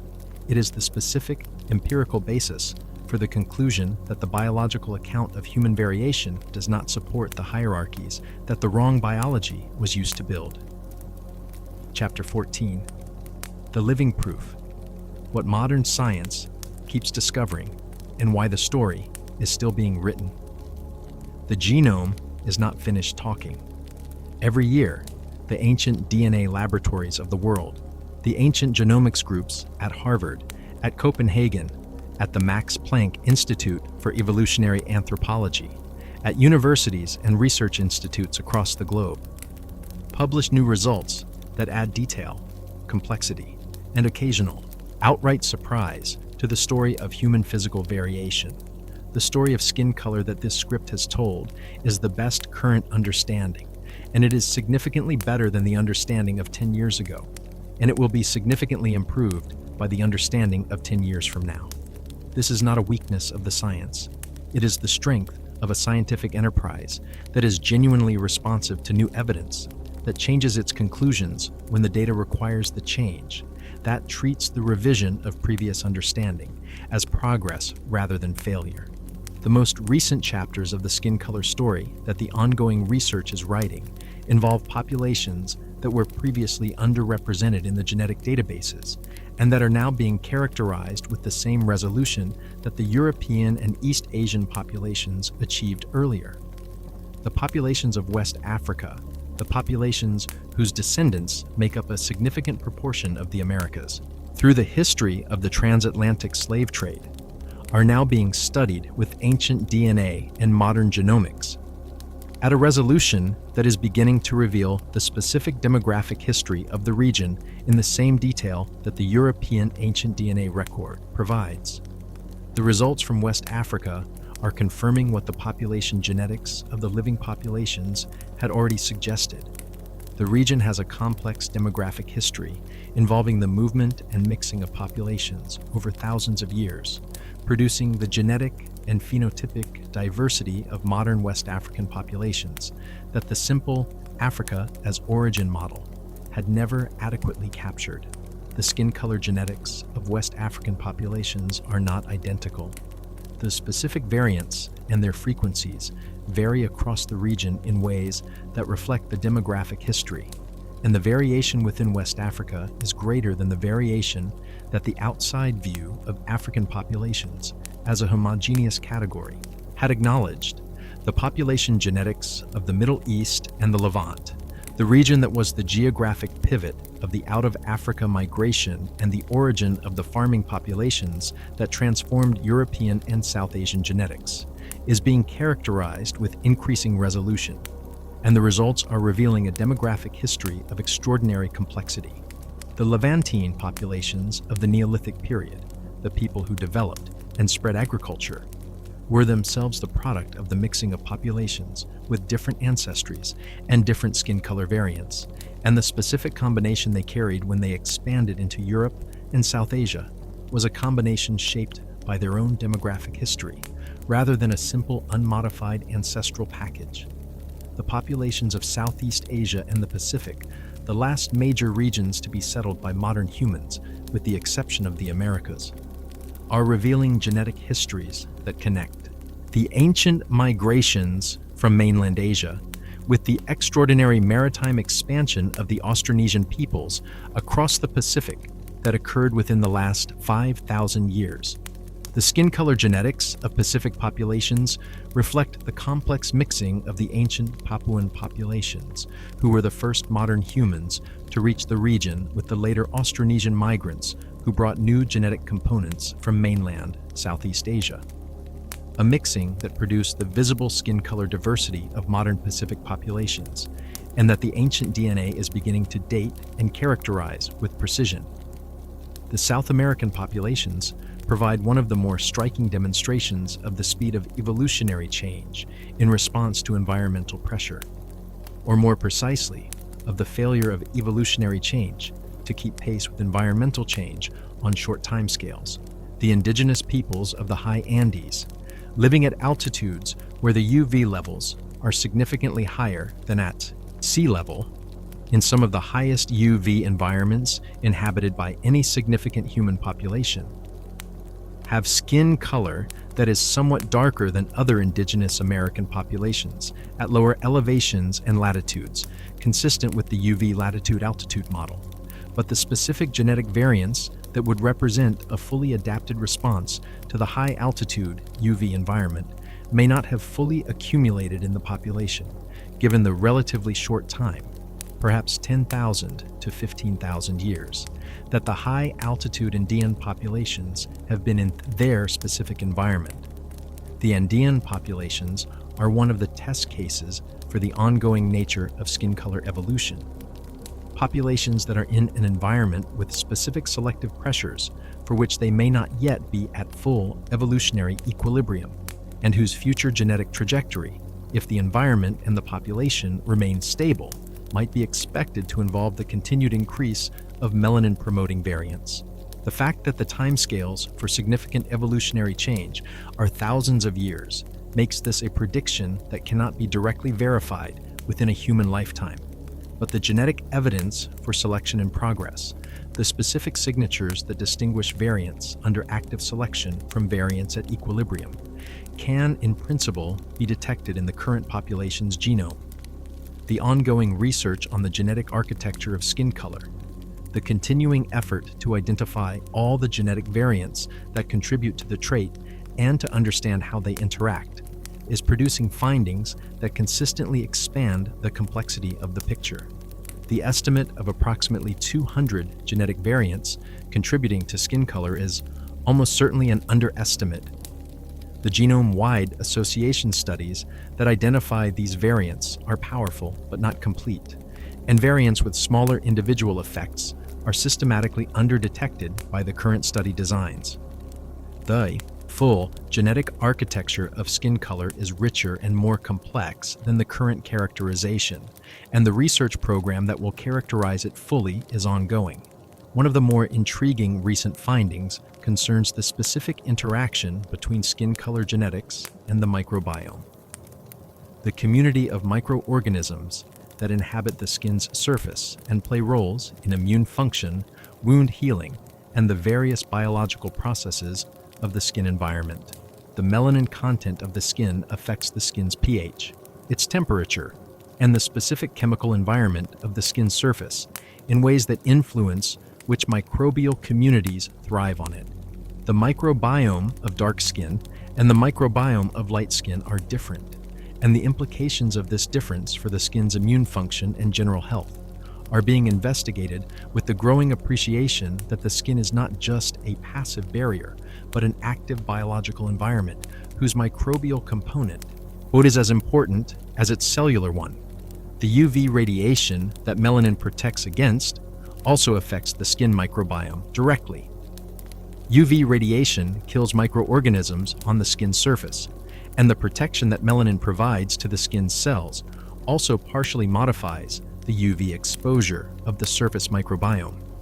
The evolutionary ecology of skin color therefore involves not just the melanocytes and the UV radiation and the vitamin D synthesis, but the microbiological community of the skin surface and the ways that melanin content shapes the microbial environment. This is a new and rapidly developing research area, and its implications for understanding the full adaptive significance of skin color variation are not yet worked out. The pharmacogenomics of skin color, the ways that skin color and its associated genetics affect the response to drugs and medical treatments, is another area of active research with direct medical relevance. The melanin in the skin and the internal organs affects the distribution and metabolism of certain drugs, and the genetic variants associated with skin color are sometimes in linkage with variants in genes involved in drug metabolism. The specific medical implications vary by drug and by condition, but the general principle that the genetic background associated with skin color can affect pharmacological responses is becoming established and is informing the precision medicine approaches that modern pharmacology is developing. The psychological research on skin color perception, the ways that humans process and respond to the skin color variation they observe in other people, reveals the degree to which the social history has shaped perceptual and cognitive processes that are not simple biological reflexes, but learned responses embedded in specific social contexts. The implicit bias research of the past 3 decades has documented systematic differences in the way that people respond to representations of individuals with different skin colors in ways that track the social hierarchies of the societies in which the studies were conducted rather than any biological signal. This research matters because it bridges the gap between the biological story and the social story. It shows that the social meanings attached to skin color are not the inevitable product of the biology, but are the learned products of specific social histories, and that they can, in principle, be unlearned or modified by changing the social contexts in which skin color is encountered and interpreted. The biological variation is fixed in the short term. Evolution does not operate on the timescale of social change, but the social responses to biological variation are not fixed, and the evidence from societies with different histories of racial classification shows that the specific patterns of bias and hierarchy associated with skin color in societies with strong racial classification histories are not universal. The populations of Latin America, the societies produced by the mixing of European, Indigenous American, and African populations that the colonial history of the Americas created, demonstrate the spectrum of ways that mixed ancestry populations can be socially organized. The colorism of many Latin American societies, the social hierarchy organized around skin lightness rather than discrete racial categories, represents a different social encoding of skin color variation from the binary racial classification of the United States, and neither of them represents the only possible social response to the biological reality of continuous human variation. The Brazilian sociologist Gilberto Freire's concept of racial democracy, the idealized vision of Brazil as a society that had transcended racial hierarchy through the mixing of its founding populations, was always more aspiration than reality, but it represented the recognition that the specific social encoding of human variation was contingent and historical rather than natural and inevitable. The actual social inequalities of Brazilian society track skin color in ways that the racial democracy mythology obscures, but the possibility of organizing society differently in response to the same biological variation is real, and the comparison of different societies' approaches to the same biological reality is one of the most revealing exercises in comparative sociology. The final point to make in this extended account of human skin color is the point that the science makes most emphatically, and that bears repeating because the social history has obscured it so thoroughly. The variation that is the subject of this entire script is small. Not small in its social significance. The social significance has been enormous and consequential. Small in its biological significance relative to the totality of human biological variation. The genetic variants that produce the skin color differences between the darkest and lightest human populations represent a tiny fraction of the total human genome. The overall genetic similarity between any two human individuals, regardless of their apparent skin color difference, is approximately 99.9%. The 0.1% of genetic variation that exists between individuals is the variation that produces all of the observable human diversity. And within that 0.1%, the skin color variants are a small subset organized around the specific environmental pressures we have discussed. The human being with the darkest skin on Earth and the human being with the lightest skin on Earth are, at the genetic level, almost identical. They share the same basic anatomy, the same cognitive architecture, the same immune system organization, the same developmental programs, the same evolutionary history of a species that began in Africa and spread across the world, carrying its remarkable capacity for adaptation to the environments it encountered. The variation in skin color that caught the human eye and structured the social hierarchies of the past few centuries is, in the genome, a footnote. It is an important footnote. It tells us about the UV environments and the demographic histories and the specific evolutionary pressures that shaped specific populations in specific places. But it is a footnote in a story whose main text is the extraordinary shared humanity of the species that wrote it. The melanin in your skin, whatever its quantity, is doing its job. The job it has always done. The job that evolution calibrated it to do in the environment where your ancestors lived, passed down to you through the generations as one of the small, specific, environmentally adapted features of a body that is, in everything that matters, the same body that everyone else on the planet is carrying. The sun is overhead, the melanin is working, and the story of how we got here. All of us, from the single African origin through the migrations and the adaptations and the mixing and the extraordinary biological creativity of the evolutionary process, is one of the most remarkable stories that the science of the modern era has told. Conclusion. You are back in Africa. Not the ancient Africa of 300,000 years ago this time. The full Africa, the whole story, seen from the perspective of everything you now know. The Africa where the human species began, where the dark skin that is the ancestral human condition evolved in response to the UV environment of the equatorial sun, where the folate and the DNA were protected by the melanin that the melanocytes produced in the skin's outer layer. The Africa that every human being on Earth, every single one, regardless of their current skin color, traces their ancestry to, because that is where Homo sapiens originated, and that is where Homo sapiens spent the first hundreds of thousands of years of its existence. Then the movement, the slow, generational, incremental movement out of Africa that began approximately 70,000 years ago. The expansion into Arabia, into South Asia, into Europe, into East Asia, into the Americas, into the Pacific, carrying the dark skin of the African origin into environments where different selective pressures would gradually reshape it. The vitamin D pressure working across generations, favoring the individuals whose genetic variants produced less melanin in the low UV environments of the high latitudes. The dietary vitamin D of the hunter-gatherers buffering the pressure, then the adoption of agriculture removing the buffer and accelerating the selection. The specific lightning variants spreading through the European and South Asian populations in the Neolithic period, with a speed that the genetic signatures of positive selection record. The convergent evolution that produced lighter skin in East Asia through different genetic mechanisms than in Europe, because evolution is not following a single blueprint, but is finding its own routes to the same functional outcome through whatever genetic raw material the specific population happened to have.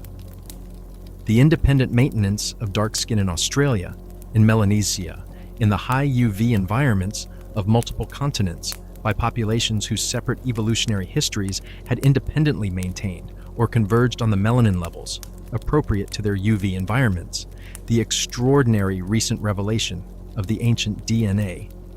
Cheddar Man, with his dark skin and light eyes, in Mesolithic Britain, the three major waves of ancestry that produced modern European populations in a process more recent and more dynamic than anyone suspected, the Neanderthal ancestors who had independently evolved some of the same skin-lightening variants in response to the same Ice Age European UV environment. The genetics that have replaced the static, ancient fixed categories of the racial typology with the dynamic, recent, continuously changing genetic landscape of the actual human story. And the wrong answers, the long, damaging detour through scientific racism, the craniometry, and the eugenics, and the pseudo-evolutionary hierarchies that use the authority of science to justify exploitation and violence, the specific harm produced by specific misreadings of the data, and the decades of scientific work that dismantled those misreadings and replaced them with the accurate picture that the genomic era has produced. What the science shows is not what the mythology of race required it to show. The science shows a single species with a single African origin whose physical variation is the recent, environmentally driven, biologically functional product of the specific selective pressures of the specific environments that the specific populations have inhabited for the specific periods they have been there. The variation is real, the biology is real, the adaptation is real, and the implications for cognitive or behavioral traits, for moral worth, for the hierarchical ranking of human populations that the racial project required. Those implications are simply not there in the data, in the genes, in the actual biology of the species. You started dark in Africa 300,000 years ago. The sun was overhead, and the melanin in your skin was doing its job, and you were, as all the people around you were, as all the people who came before and would come after were, completely, fully, unreservedly human. Everything that followed was the story of a species moving through a varied world and adapting to each new environment it entered, carrying its ancestry with it, and writing new chapters in its genome as it went. The story is not finished. It is continuing in the mixed, mobile, genomically complex world that the modern era has produced, with the same biological processes operating on the same genetic variation that has been the raw material of human evolution since the beginning. The sun is still overhead. The melanin is still doing its job. The story continues.